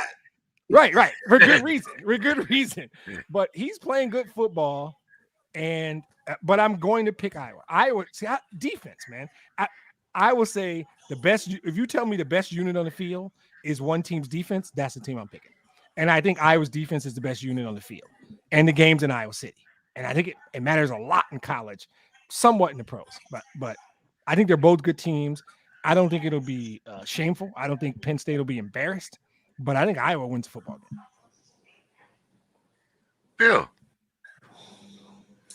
Once again, I'm tempted to disagree. But I can't really find a justifiable reason. Here's what I will say. This is a big if, but I can't believe I'm saying this. If Sean Clifford makes 2 or 3 big plays, which sounds so weird to say, both teams will struggle to make explosive plays, right? Both teams will struggle with it. I think if the team that's better set up to do it, though it's not much better set up, is Penn State, though. They have Jahan Dotson, who is basically, I'm going to say a poor man's. He's like a blue-collar, plumber's helper class man version of Odell Beckham Jr. He has ludicrous body control. And the term people like to use now in the scouting community is arrogant hands. Arrogant. Oh, wow. Right? That's the new term in the scouting community. He has arrogant hands. Because he catches the ball, just even very difficult catches, he makes them look really far easier than they should look. And of course, Sean Clifford gives you lots of chances to show do that, right? Your ability to make very difficult catches and make them look easy. But if Sean Clifford, who I can't believe I'm saying this, has at times taken over football games. Like, this is mind-boggling to me. If you told me last year that Sean Clifford was going to take over games in a good way, yeah. But, I mean, he had a game where he had 430-something total yards. I mean, what? Yeah. Sean Clifford? Right? Now, obviously, he wasn't playing Iowa then, and nobody's going to do that against Iowa. But if he makes a couple of big plays, if he doesn't turn the ball over, which is a big if, and he makes a couple of big plays, whether with his feet or, extends a play and manages to throw a, wobbler to Jahan Dotson, he manages to spear out of the air with his ludicrous athletic ability. I think that they have the ability to make some explosive plays, and I don't think Iowa really does. I'm gonna say Iowa doesn't want to. Everybody wants to, but it's not like I was built for it. I guess what I'm saying. They don't think here's where we, make the big plays that come is when it was designed to pick up 8 yards and somebody slips and falls or breaks a tackle or somebody takes a terrible angle or whatever, and then somebody runs somebody or makes a cut. They don't seem to even scheme up a lot of. I mean, they scheme up the occasional deep shot, but they don't spend a lot of time on it. So Iowa's the better team overall, right? But if it comes down to making big plays on offense, that's where Penn State, to me, has their one clear advantage. Because Sean Clifford will try to make big plays. Right. And if he pulls one of them off, or a couple of them off, it'll take more than one, probably a couple. If he pulls off 2 or 3, it really gives them a fighting chance. But yeah, Iowa should win this game. But I'm just hedging my bet a little bit. I think it's got to be a plus minus with Sean Clifford, because I think we're going to get a Sean Clifford mistake or 2. But you're right. If he does 3 good things and 1 bad thing and is a +2, yeah, Penn State's got a shot. Yep. We're going to get Sean Clifford. That's what it is. The SCI, the Sean Clifford index, must be at least +2 yes. in order for Penn State to win. Or the SCI. They must get at least a +2 in the SCI. Yes. Yeah. My mind is spinning. Geno Smith is on my TV. Why in the blue hell is Geno Smith on my TV? I'm sorry. So Go ahead, Jason. both quarterbacks bang their hands on helmets. Oh, is that what it is? Okay. Apparently, Matt Stafford is bothering him less. Right. And so Russ is trying to see if he can grip a football just well enough to get through this game. Because if he can, you will no longer see Geno Smith. Here's the deal. I'm going to steal your statement. 60% of Russ is 100% of Geno. Well, that's the discussion they're having. It's like, Russ, do you feel like you're at least 60%? That's what he's asking him. Yeah. This is not the Stafford did this last year with the Lions, too. His thumb. I assume it's his thumb because he did it last year. And I don't think it ever. I think it's actually his. Oh, is it his middle finger? I think it's actually his middle finger. He did his thumb last year. Right. Russ is the middle finger. I know. Okay. Oh, Russ is the middle. Yeah, Russ is the middle finger. That was Russ's middle finger. Okay, so I think actually it's Stafford's. It was after dark, and I just thought it flashed through. Right, I think it's actually Stafford's pointer finger. Actually, not okay. about it. Right. Yeah, and that's just a dangerous thing. That's weird that both of them have it in the same game. Yeah. But yeah, Geno Smith, I got to be honest, I didn't know he was still in the league, guys. Oh, he's very much still in the league. I didn't know he was still in the league. And apparently, he's actually very popular with his teammates. Wow. So take that, Jets. I know, right? But I mean, that's what I hear. Yep. Enough Geno Smith talk. Let's talk about. Wasn't that one of the topics? Did you want to dig into? I see in bold letters. Let's talk Geno Smith. What are you talking about? We're talking about that other Smith guy, the one that runs the Players Union. Oh, good. That's good segue, man. That's the Smith I want to talk about. That's how you host a podcast, ladies and gentlemen. That is a master class in hosting a podcast right there. That's great, man. Oh man. So, Demetrius, is Mr. Smith's job in jeopardy? Clearly. Whatever the opposite of voter confidence is, that's what that was. Right? I don't know if there's a word for the opposite of voter confidence. That's what it was. A lot of dudes didn't like that last CBA. They didn't. And whether it was 17 games or the financial split, or there was a number of things, but a lot of people didn't like that last CBA. So it runs through 2030, though, guys. This thing is just getting started. What are we doing? Wow. But some prominent guys in the union thought he should have held out for more. And I think they agreed to this thing like a week before COVID got real. Like in that. Geno Smith scores. Nice. I'm sorry, Geno. I'm sorry. I publicly apologize to Geno for bad mouth. But this CBA. Thank God he threw it to DK though. I needed it for my fantasy. There you go. Yeah. Nice. Yeah, I have Tyler Lockett, so I was hoping for that. But Tyler did get one earlier. Yeah. So this CBA was right before the pandemic got real.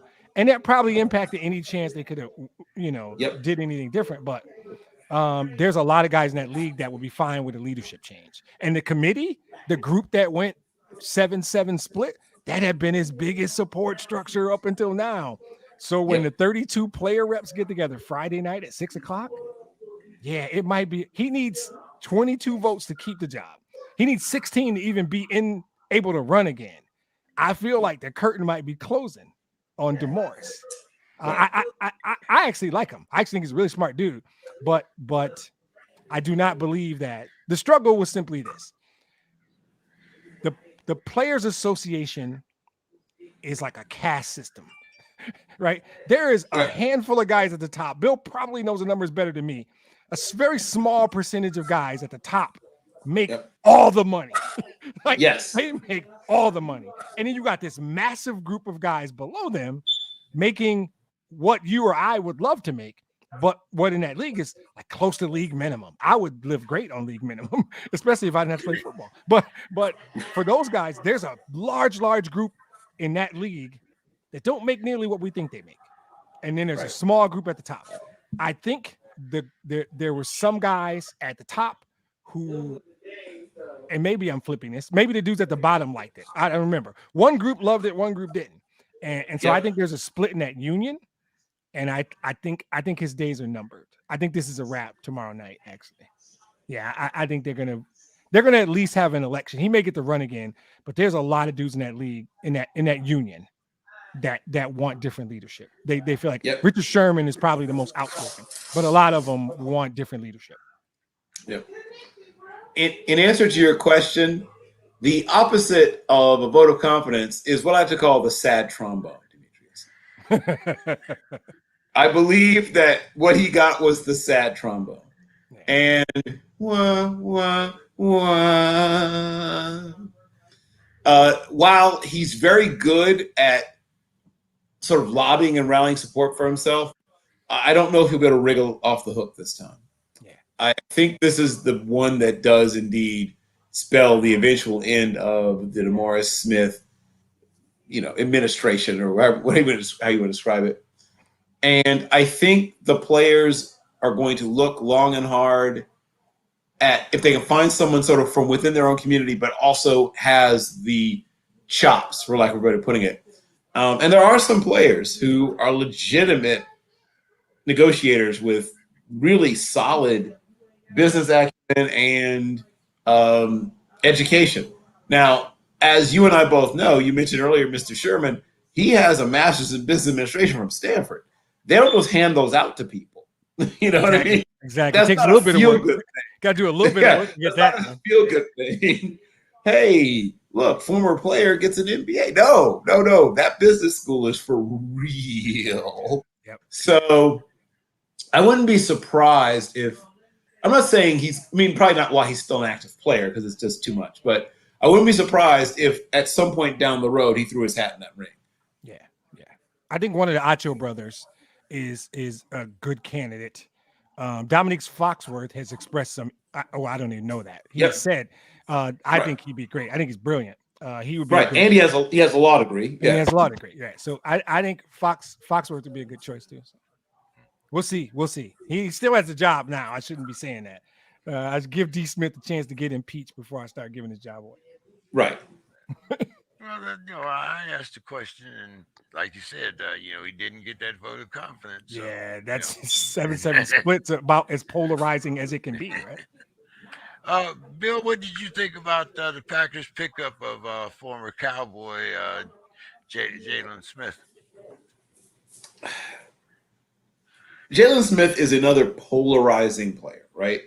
A lot of his teammates in Dallas, through the various backbiting and back channels and back this and back that, made it clear that they thought his attempts to be a vocal leader were a little too much when compared to his actual play, right? So there's a lot of that kind of who does he think he is stuff going on behind his back in Dallas. He courageously fought back from what many people thought would be a career, if not ending, then career-shortening injury. But he's not the guy he probably would have been if he doesn't ever suffer that injury. People treat knee injuries very differently than what they used to, but when you have injuries like his or like Joe Burrow's, whatever, it's still way more touch and go than people realize. He tore up that knee, including nerve damage, right? For a while, he couldn't control the movements of his foot. I don't know how best to explain that to you. It's difficult to play, sports, period, if you can't control the movements of one of your feet. And he plays linebacker in the modern NFL where linebackers can't just kind of stand in a hole and slam into a fullback or a running back or whatever. Like, those days are pretty much gone. If you can't turn and run with the Travis Kelce's of the world, you can't start in this league nowadays. So, and that was one of the things that was originally the selling point on him was Jalen's ability to cover. And that is one thing that didn't come all the way back when he's come very far from that injury. But his ability to just turn and run with fast people isn't quite what it was before. And it shows up on tape when you watch him. It shows up even if you're just watching television. Forget tape. If you're just watching television, you're going to notice that he's not staying with top receivers. I mean, top receivers at his spot, like slot receivers and tight ends. And running backs even. All those guys are getting free against him now. And his run fits are kind of an adventure. He tends to guess. So that's also, they did not endear him to the current to Gus Bradley, the current defensive coordinator in Dallas. He's not a fan of guys guessing. He said, "Hey, I gave you an assignment. Do that. Yeah. I don't care what you thought you saw, right? You're breaking the entire integrity of my defense because you thought you saw something. Ixnay, right?" And so that was another thing I think was behind him being made available, being waived. Yeah. Next question. I got nothing. He covered it all. No, seriously though. He really kind of did. I think that the biggest points are, he did miss one thing. Dallas has picked up a couple of really good linebackers, and it just made him expendable. There you go. Right? It just made him expendable. I feel like a guy named Kevon or something, and obviously Micah Parsons. He's just been made expendable. They got better linebackers, and the thing about covering in the modern NFL, he could not have said it better. You can't guess. You can't afford to guess, especially if you're guessing wrong. You got to know your assignment, and you got to be disciplined. You demonstrate that. So my opinion of it is, I don't even think that big a deal. Now he might have some success in Green Bay, but I don't really think it's that big a deal because I think he's a good player. He might be better than a good player. It's not like he's picked up Reggie White. So I mean, he's a good player. No, right? It is not. Right. Not so to me, it's like it's a nice little pickup. I there's other pickups that were better that we'll talk about. So I'll wait. I'll be patient and respect Mr. King's podcast. Okay, then has Tom Brady been actually outplayed in his last 2 games, Demetrius? Yes. Actually, probably more than that. We talked about this too. Beginning of the season, I talked about, and I wanted to give it a cool name like Bill gives with like Hall of Really Good or Arrogance of Pettiness and all that. I couldn't think of anything, right? I wanted to come up with something cool. But there is something about being the defending champs. You get everybody's best shot. Dallas gave them a good shot the first Thursday of the season, right? When you're getting all the attention, that was a tough game with Dallas. And they didn't deserve to win the Patriot game the other day. Nope. They kind of got outplayed by the Patriots. And I'm going to talk about what Stafford and the Rams did. I said they won the Super Bowl, but 12 weeks in the last season, 10 weeks in the last season, they weren't a great football team. They got on a run. They got on a run. And that's cool. They did it. I tell you what, if they have to play a playoff game in January of this year, whether it's in that sweet looking stadium out in LA, and that's a nice looking building. I need to get out to that thing. SoFi looks amazing. James, you got to get us some tickets. I'll get the flight. I'll get Bill a flight. We'll be out there. You get the tickets. We'll be out there. We'll do crib at SoFi. Or God forbid that game's in Green Bay, Wisconsin in mid-January. Yeah. I didn't even pick Tampa to win their division. Y'all know how I feel. The Raiders Stadium is not garbage now. I mean, it's all the way in Vegas, though. It's Las Vegas. There's too many casinos in Las Vegas. I can't go to Las Vegas. I spend my whole 401k out there, man. No, I think that I think if the Revenge Redemption Tour 2021 goes the way Bill, another one of cool Bill sayings, right? Revenge Redemption Tour 2021, and that game, Tampa has to go to Green Bay, Wisconsin in January, or SoFi. It's a wrap. It's a wrap. They're good. They're a good team. They really are. And they got some great names, and they're a great story for the 4-letter. Yep. I don't know that they're the best team. I picked the Rams to go to the Super Bowl from the NFC, and I'm sticking with it, not just because of my unnatural love for their quarterback. I think they're better than Tampa. I think they proved it a couple of weeks ago. I think the Revenge Redemption Tour will roll right over Tampa if that game's in Green Bay. So, yeah. Well, one thing about going to Vegas, Demetrius, weed is legal out there. We can give you a blunt and a bag of Doritos. I will need them to get for me. You'll never get to the casino. Like the day I decide to do it, trust me, there will be a giant family-sized bag of originals, the original nacho cheese. I'm not trying to do spicy. I'm not trying to cool ranch. I don't want to do any regular old school nacho cheese. I'm going through the whole bag. Yep. So what's your thoughts on Tom Brady's last 2 performances, Bill? Okay, so I know I get that people have decided to put him on this, great pedestal, the greatest quarterback all time, blah, blah, blah. He wasn't great a lot last year, too. I know people decided to say that, he's defeating Father Time, such blah, blah, blah. He had some games last year where he didn't look great. And this looks a lot like some of those games last year where he didn't look great. Let me say this. Here's the thing he's still great at. He's still great at reading the middle of the field. He's still very, very accurate. But if you think his deep ball is now what it was 10, 15 years ago, what are you watching? I don't like, I know we always want to sort of compensate or whatever. Keep saying he hasn't lost anything. He's the same as he was. He's done a great job of losing less than anybody else I've seen at this point, right? I mean, I've watched a few quarterbacks like Warren Moon and Blanda play at this age, but they were a shell of their former selves. He has done a great job of not being that. But he's lost a little something. Like, yeah, I'm not crazy. I remember this is not 2007 Tom Brady. I mean, he's not quite that.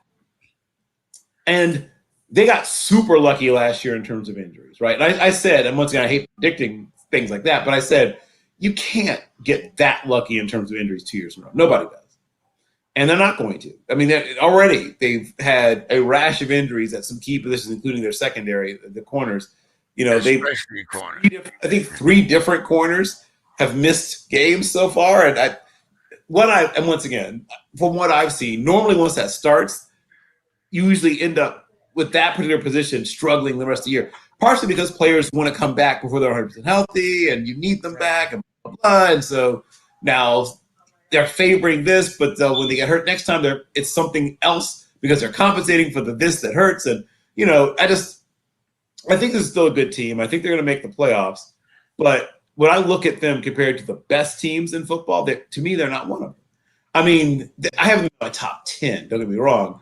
But I think the top of the top, and of course, I guess the Chiefs are currently outside of my top 10, but they'll be in my top 10 when it's all said and done. Right.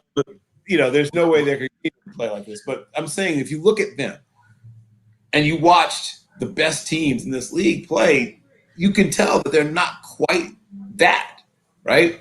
They're not as good as this Rams team. They're not as good as the question is, has Tom Brady been outplayed? Not about the team. Oh, really? Ask about I already answered that. That was my fault. I didn't answer the question at all. Okay. I went off on a right, but I mean, okay, so then let's go on to the next one then, because we asked about Tom Brady. Okay, so I'm going to ask you about this one, Bill. Okay. Gallimore has went to the Panthers for a 6th-round draft pick. Neville Gallimore.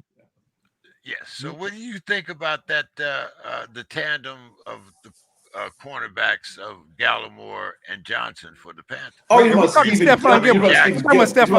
Stephon Gilmore. Yeah. Oh, okay, Stephon Gilmore and Jackson. Yeah. Oh, okay. Bill, you haven't read the paper all week? No, no, but you said Gallimore. I was like, there's Willie the Wisp, but he's been dead for almost 50 years. No, more than 50. So I figured you must have been Neville Gallimore. Yeah. But eventually I figured, okay, so it's Stephon Gilmore. Yes, well, that's right. Okay, so one is you're building on a strength. I think smart teams often do that. People often say, oh, we have to build on our weaknesses. Well, if it's there, like if that player is there, you can. But if you're just trying to make your team better all the way across, you can build on strengths. There's nothing wrong with that. Sure. So build on a strength, they now have one of the top secondaries in the league.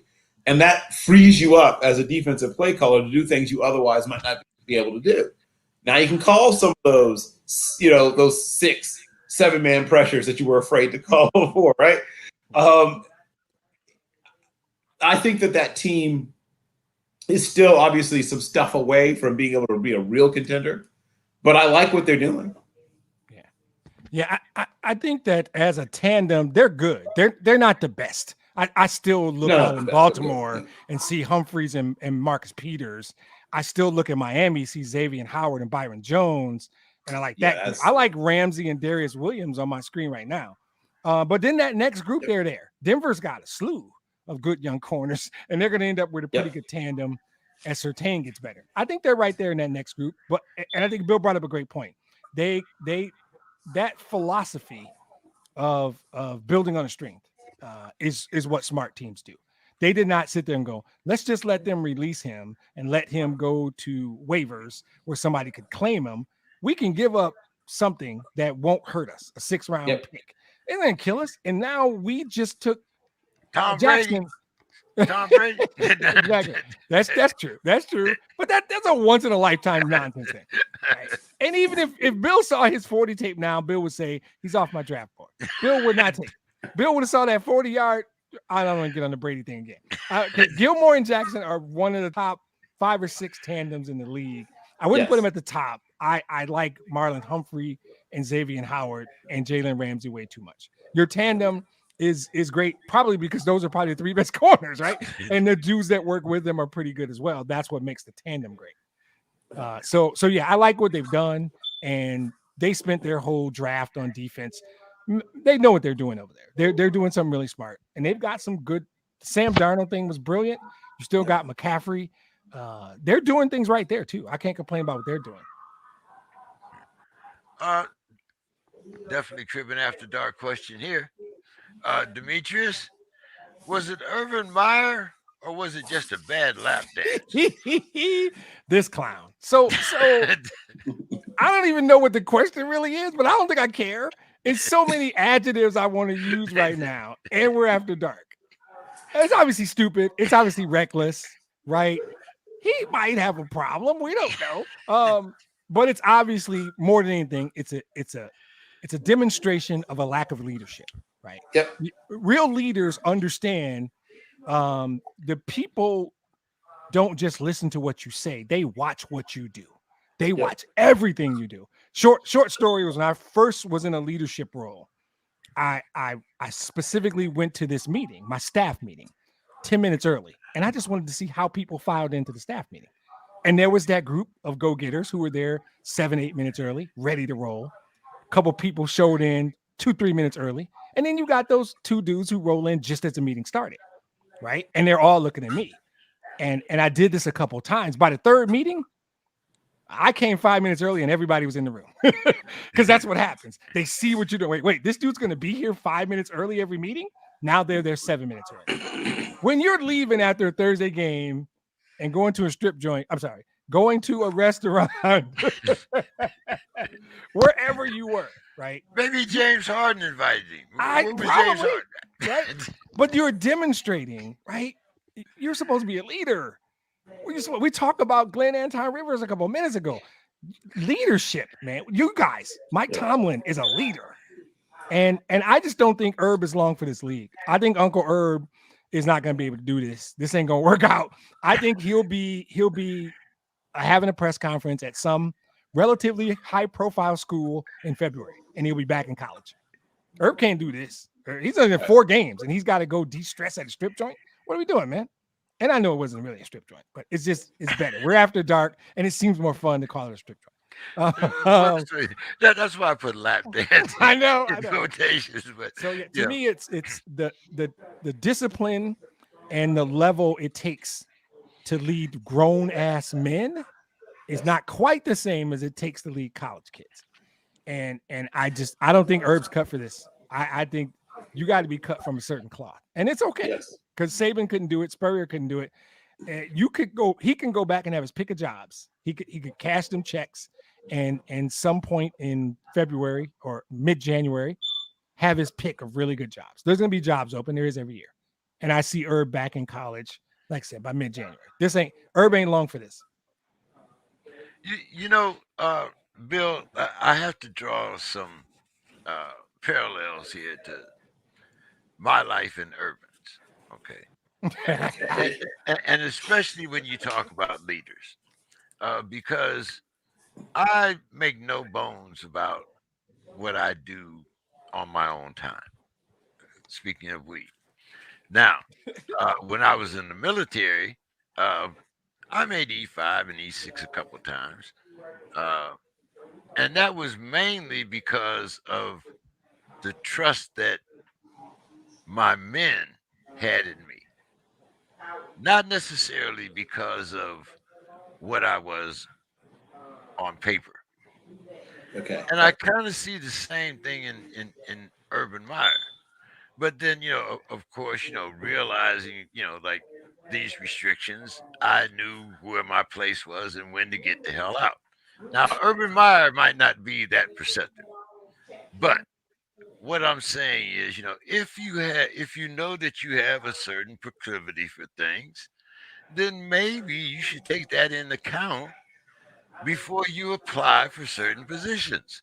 In other words, even though I might be qualified to be a drug counselor, it would be rather hard for me to go and apply for a drug counseling job. You ain't got no business being a drug counselor. Let's get that shit straight right now. You, I'm sorry, you my guy, but come on now, come on. Well, hold it now. Urban's got he's got a coaching job, you know, and, and he's getting paid rather well. So evidently, maybe not knowing your limitations is a good thing. Bill, what's your thoughts? So I will never forget somebody explaining that he's just signaling a dig route to the tight end. The the fact is that there was a chain. The thing that bothers me most is the chain of decisions, right, that led to this. Right. Your team has a tough loss Thursday night. They really could use you, right? I mean, that's the first thing, right? And some other stuff too, but like it's hard to get over. I mean, any loss, but especially a game like that where you clearly had a good chance to win it. It's Thursday night. Everything hurts. Your heart hurts. Every part of your body hurts. And for you to have to hear not only that your coach didn't fly back with you, but that instead he stayed in state where the game was played to have fun, it's got to gut you, right? When you how hard it is to win football games in the NFL, and you have one snatched away from you like that game, and then not to have the titular head, the paterfamilias, the pick a term, right, of your organization is not just not present, but whew, I mean, Papa was a Rolling Stone. I mean, it's it. There's I don't see how you come back from it in two ways. One, the whole how do you get your team to not have that in their mind every time they look at you, right? That's going to be hard. And then you add to it the fact that the man's literally an accountability cliche production machine, right? He's always spitting out some cliche about accountability. And then how do you reconcile those two things? Like your actions that you took after losing a tough game with all the things you say all the time about accountability and being right, being a leader, being a good teammate, all the stuff that coaches harp on. He double harps on those things, right? I mean, even partially because he's not an NFL guy or whatever, because you can do that at the college level, and guys are willing to sort of take it on, but guys aren't willing to let you say every kind of thing to them at the NFL level. And when you add that to what's happened now, I mean, yeah, I'm with you, Demetrius. It's like watching those guys still playing, the cellos and the violins, everything as the Titanic's going down. Yeah, going down with the ship. Yeah, going down with the ship. This is a difference in leading kids and leading grown men.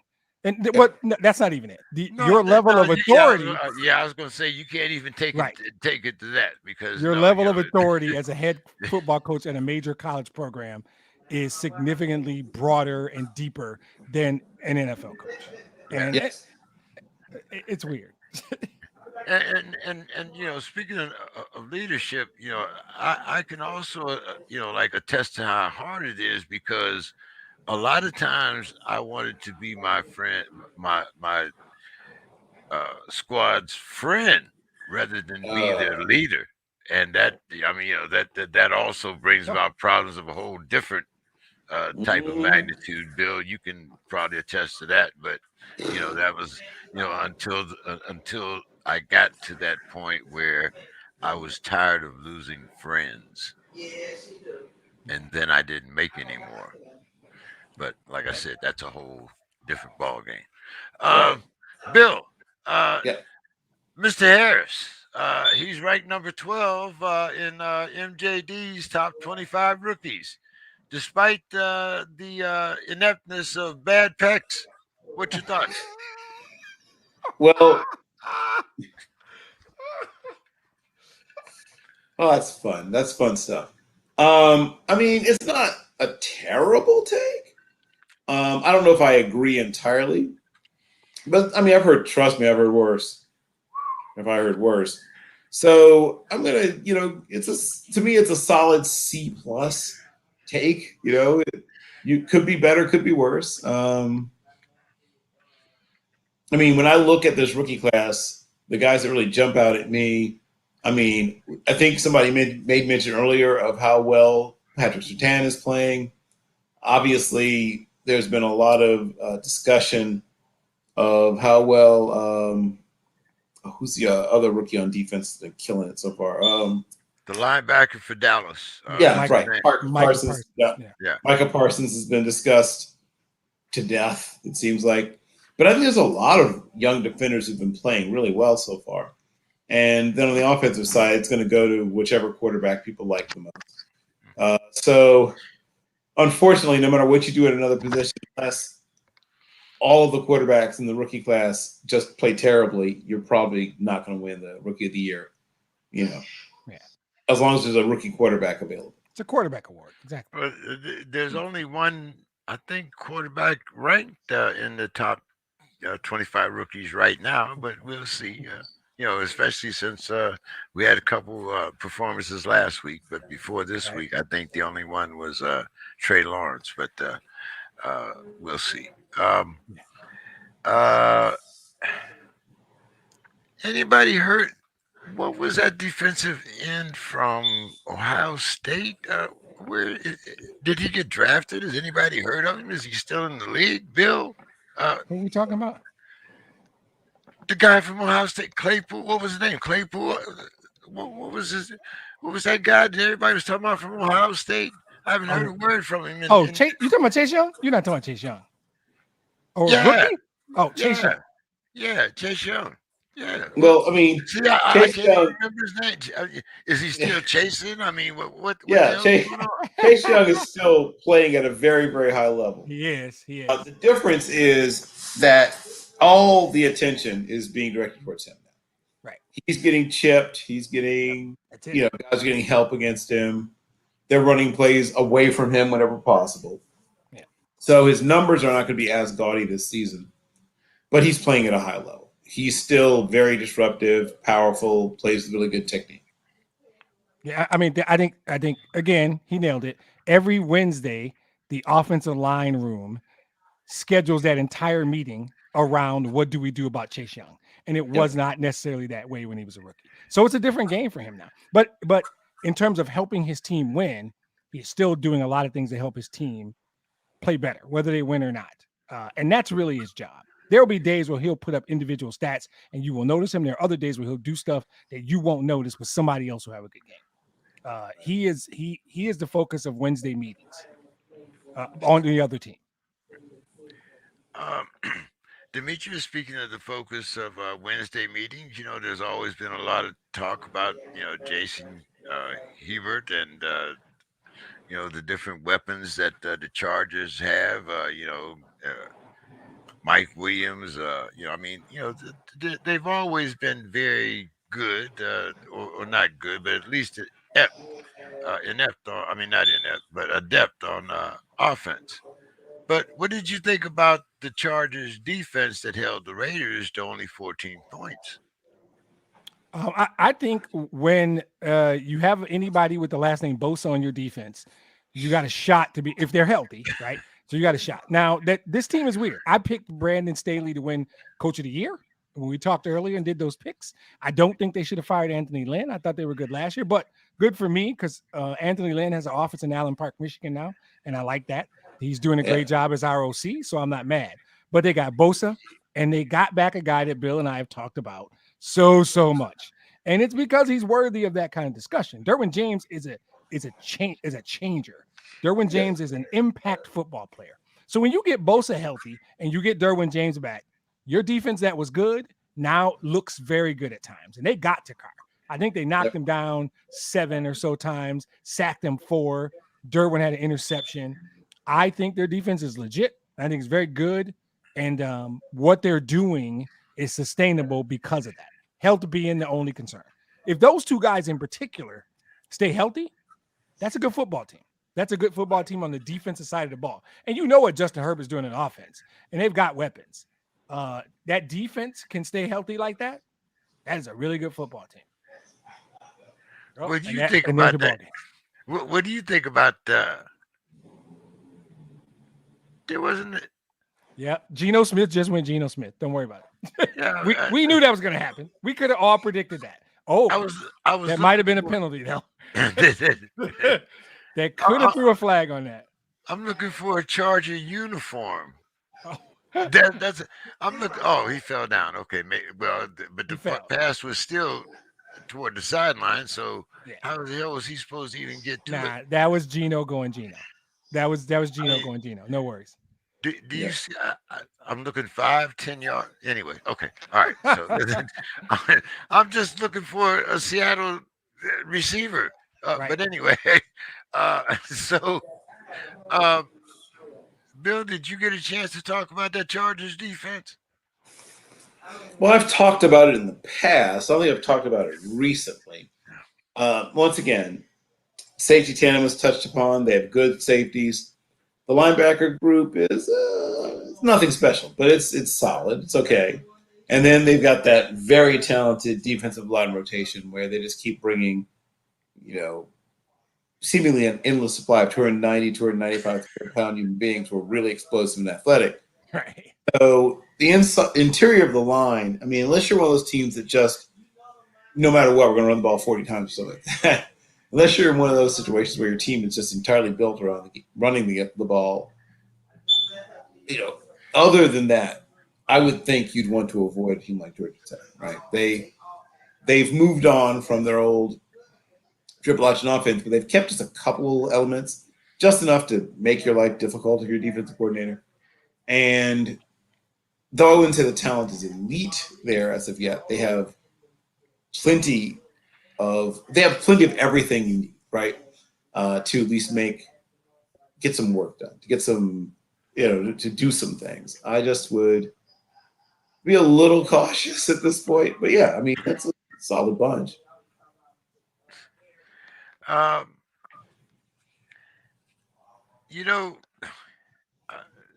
Derek Carr says that he kind of took offense to Joey Bosa's remarks, but Bill, doesn't every team that plays the Raiders go into their Wednesday meeting saying the same thing? Knock his ass around a little bit and he'll get ruffled. I mean, hasn't that been the line on Carr since he's been in the league? Well, I mean, anyone who's watched knows that toughness isn't a real question. He's played through a lot of injuries. If the Raiders were smart, they'd figure out a way to keep him. But later, for talking about the intelligence of that franchise, the fact is that top 8, top 12 definitely, top 10 definitely, maybe even top 8 quarterback. If I were to show you just a blind taste test of his numbers, you would be convinced you were looking at somebody to think of as a better quarterback. But he's a really good quarterback. Very accurate, strong arm, good athlete. He's got all the stuff you would like to work with. So the Raiders are an interesting team. They still do some of the classic Raider things of not being disciplined, committing silly penalties, and if they can stop doing that, and like I said about most teams, if they could be healthy, the classic if they could be healthy, right. Like I said, preseason I said the Raiders I thought were a playoff team, and it'll be close because I think they have to grab a wild card, maybe one of 2 wild cards in their division. But Demetrius, like I said, I mean, his numbers and all that are good, but if you rattle him, isn't that what people say? If you rattle Carr, he's not the same quarterback. Yeah, I don't know why this is even a story. I'm going to be honest with you. I don't even think it matters if it's true or not. If he gets right, his numbers suggest His history suggests he doesn't get rattled. I don't see it, but that's the goal of every team. Every one of those Wednesday meetings you're talking about, they're trying to figure out a way to hit the quarterback, sack the quarterback, somehow rattle the quarterback, get him off his game. That's literally what the whole front, that's what they're supposed to do. So to me, this isn't revolutionary. I'm not sure why Carr took umbrage. I would have said, look at my stats. Look at my stats. Do I look rattled? Did I look rattled? So I don't even know any good DC worth a damn wants to do that. Saying it doesn't really matter to me. If you're Derek Carr, I wouldn't care what you said. So this story kind of like, I saw it and I was like, what is the big deal? That's what they said that about Stafford. They say that about Aaron Rodgers. It doesn't matter. It's probably not true. These guys are NFL quarterbacks. They are literally the best of the best. You have to be at a different level mentally to play quarterback in the National Football League. And at that level, you don't rattle easily. You don't rattle easily. You get hit. That's part of the game. You get injured. That's part. You've been playing since you were 6 years old.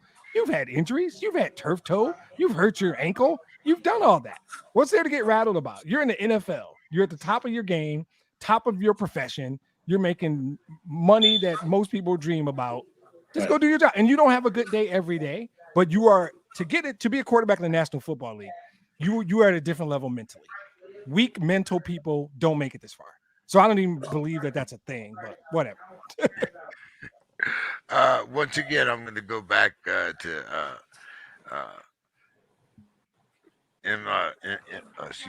Maurice Jones-Drew, and I'm going to talk about running backs. Now, he says that these three running backs are pressing too much. And the three running backs that he mentioned were Kenyon Drake, Ronald Jones, and Philip Lindsay. Now, do you agree, or do you have your own list of backs that may be pressing a little too much these first 4 weeks? Dimitri? Yeah, I have to go a little off script. I don't know what that means. I've heard about quarterbacks pressing. I don't know if he's talking about, and Maurice Jones-Drew, for people who don't know, played in the league for years, was a really, really good running back. Probably in Bill Carroll's Hall of Very Good. Not he's not going to be in Canton, but he's in the Hall of Very Good probably. I don't know what that means. Does he mean they're not patient? Are they missing holes? I don't. I think really... when being a former player, I would say that when he's saying he's pressing too much is you're not waiting for your line to open up holes, being impatient, all of the things that you mentioned. Yeah. I guess he could see that. I have not seen enough of Ronald Jones to comment. Philip Lindsay doesn't have a good offensive line. So I don't know if he's pressing or he's just not getting good blocking. I think Kenyon Drake, he may have a point. And I think there's so much that goes into it, though. Play calling, play design, right? Where are these plays designed? Zone blocking scheme versus not, right?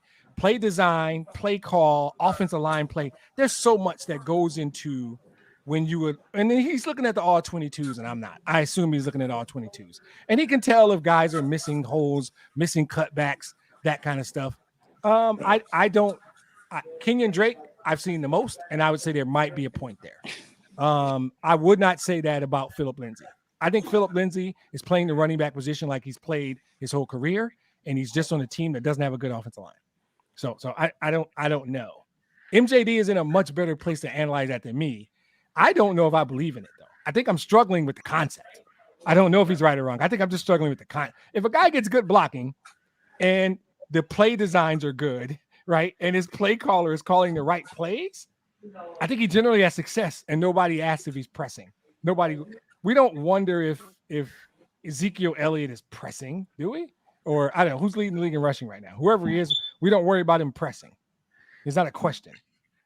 No, I think these guys will be bringing up the rear, not leading the league. No, I'm just saying. I think there's a correlation between performance. He didn't ask the question of the top 2 or 3 rushers in the league because I don't think pressing and maybe pressing and performance. There's a correlation, and I don't get it. Again, the biggest thing is I'd have to see the all 22s, and he probably has access to them, and I don't.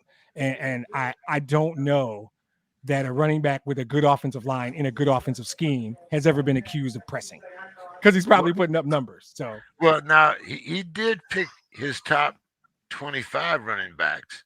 Okay. And I didn't put the top 3 down here, but I believe Derrick Henry was number 1. I know Ezekiel Elliott was number 3. I don't know who was number. I forget who was number 2. But when he mentioned his top 25, I know there were the top 3. Yeah, Derrick Henry's a very patient runner, so I think he might be talking about patience, like you said, that kind of thing. Because Derrick Henry's a very patient runner. Yeah. What's your thoughts on these 3 running backs, Bill? So, frankly, I don't care. I mean, it's not a big deal to me. I don't know. I don't know why. Why do people get worked up about certain things? I'll never fully understand. Now, getting back to sort of the you got let's see. Kenyon Drake plays for the Raiders, and everybody says they're contenders. Ronald Jones plays for the Bucks, and we know how everybody continuously talks about the Bucks. So I mean, he put 2 backs in here that are on really good teams. Right. And then he threw Philip Lindsay under the bus. He threw Philip Lindsay under the bus. But in terms of the future, we touched on the NFLPA. I do believe it is someone other than the current leadership, DeMaurice Smith. I'm not quite certain in what direction they'll turn, but I'm convinced more and more they really do want a former player. Okay, so where are we putting? Do you have 3 backs that you think are pressing too much, or do you? What's your take on pressing too much? Yeah, I don't. Again, I'm not 100% sure I believe in the concept of running backs pressing. I don't think and I don't see enough backs. I think that you could talk about Nick Chubb in this category if you wanted to. But again, I would go back to, I don't know if they're calling the right plays for Nick Chubb, and their offensive line isn't playing that great. I think, if you talk about somebody like, you could have talked about David Montgomery until last week. Now he's hurt. Yeah. Because he is a big guy they run a lot of stretch plays where he has to cut back. So he gets to make the decision. He did a great job until he got hurt against Detroit. I think Nick Chubb might fall in that category. I don't think it's fair to Philip Lindsay. I think Kenyon Drake, he might have a point based on what I've seen. But those are good teams, though. So do you think Gruden or BA care if Jones or Drake are pressing? They're trying to win games, and I think both teams are fine. So at least. Okay. Demetrius, the Bills have been buffaloing opponents. How important is it that the Chiefs stop the bleeding? So first of all, I blame this on you, James. And Bill, you and Bill and Mike Tomlin, because y'all pissed Buffalo off. And they went like scorched earth on people after that loss. So I think that there's a thing that I don't know. Bill kind of said something like this earlier. I just can't write off Kansas City yet. The Chiefs are still the Chiefs. This week, I think it's going to be a good game. This is obviously the game of the week. Buffalo is playing a different kind of football right now, though. Buffalo is playing all 3 facets of the game well. They're kind of scary right now. So and I think we'll see them again. This isn't the last time they'll play this year. But that game might be in Buffalo, New York, 2nd week of January, 3rd week of January. That's a different kind of game. So this week, you're right. It is super important for Kansas City to put together a complete game against a really good team. That being said, I don't know if it matters if they win. They need to play better. If they play really, really well, and it turns out Buffalo is everything they seem to be, to quote the late Dennis Green, if Buffalo is who we think they are, it might not matter. Kansas City needs to play a good football game, though. If they go in and they play a really good game and Buffalo just outplays them, you can hold your head up and say, that's probably the best team in football. We don't have any shame. We got some things to clean up. We'll see them again in January. But there's a chance that Buffalo's legit. I mean, they're doing scary stuff. Like you said, they're Buffaloing people. That's a perfect word, right? The word play was great there. I don't think it matters what happens on Sunday unless the Bills just house them, right? If it's jail sex, that's not cool. That's gonna be bad, right? What Kansas City cannot do is away tripping after dark. right. Yeah, Kansas City cannot get jail sexed on Sunday. If they play well and Buffalo just beats them, they can look in the mirror and say, Buffalo's really good, guys. We'll see you guys again in January. Don't get jail sexed. That ain't gonna be good for nobody, as it generally is not. But I'm excited about that game. I don't know if you wanted me to pick a winner because I'm not prepared to. Okay, good. That's Saturday. That's Saturday. That's Saturday. Yeah, so okay. you got a couple of days to think about that one. But Bill, what's your thoughts on this upcoming Bills versus Chiefs? Do the Chiefs have to play better? Period. Well, yes! Exclamation. They do need to play better.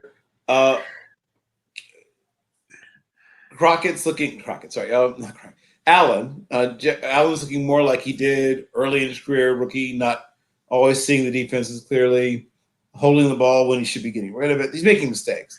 So, as I mentioned, this is tough for even the best teams to pull off. And that particular, we talked about this, the congressional districts, the local, whatever, all that, they're all almost trying to outdo each other in terms of being progressive. So it's a challenge, but I don't think it's impossible to pick the right dress. All right, guys. Well, hey, once again, another great Thursday. We got a little baseball in. Like I said, we got baseball for a couple of weeks, so you guys can look forward to some baseball questions. I'll try not to show my baseball ignorance too much, but I usually find something to ask that's relevant. Bill, your final thoughts, since Demetrius wasn't here last week, we'll give him the last word. That seems fair. Fine with that 100%. It's interesting to me, the things that stick with us and are important to us, and we remember, and the things that they're only with us for a moment, it seems, and then they move on, forgotten or what have you. And we discussed Bubba Wallace earlier. I guess, was it last year? Whenever it was, we discussed him and the controversy that was surrounding him at that point. And so for William Darrell Bubba Wallace, when he was able to hoist, that championship trophy at Talladega, of all places, right? The toughest, probably, I guess people would agree, or most grueling or difficult, whatever term you want to use, of the race courses in NASA, was able to. Does the word bigoted come to mind? I'm sure there's some too, but I'm just talking about the actual physical structure. I'm sorry. Hopefully, I was talking about the atmosphere. Hopefully, the race oval itself is not actually racist, but it is it's an important win. It's a breakthrough win. It's a defining win. He will be treated differently. Well, this time a good way, by the entirety of from the top of the top to the bottom of the bottom, by the league office and the rank and file players as well. So you have to go back to 1963, 1963, right? For the last time there was a black driver winning a race, and mind-boggling to me that it's been that long. But Michael Jordan and Denny Hamlin, of course, are part of his team that supports him. He's been dealing with all kinds of things, and we probably can't imagine, right? We can imagine some things he's dealt with, mostly with a fair amount of class and grace. But let me just say this. There is a need, because sometimes people say, well, most black people don't even watch, blah, blah. The point is that there are people, young people, somewhere in our nation right now today, who are seeing some sports hero for the first time today. And the things they hear after that point will also matter, but that person's being imprinted on, for lack of a way of putting it, right? And once it's there, it's very difficult to get hold of it, get rid of it. So I hope that Bubba Wallace, one, has the career that he deserves because he's a very talented, hardworking driver. Two, I hope that the audience, including, various and sundry sounds we might get, but I hope that those who are assembled, who are regular watchers of NASCAR, will begin to realize what he represents and why he's important. And then last but not least, I really hope that people will begin to actually support, whether it be attending or signing up for a newsletter or whatever, but just they do a really good job of gathering and analyzing information. And if you have information that you can provide that would help people to get a more full picture of the property in question and a bunch of other things, I think that that's something should happen and needs to happen, because I think that man is going to play a large role in, if there is a follow-up, I don't know what you call it, uprising or whatever. I don't think there will be one, but if there is one, I think they chose the right area. And like I said, I think that a lot of the people who will be there going a pretty good idea of how they want to handle things, which, we'll see how it works out for those who are trying to get served. But those are my final thoughts. Hey, big shout out to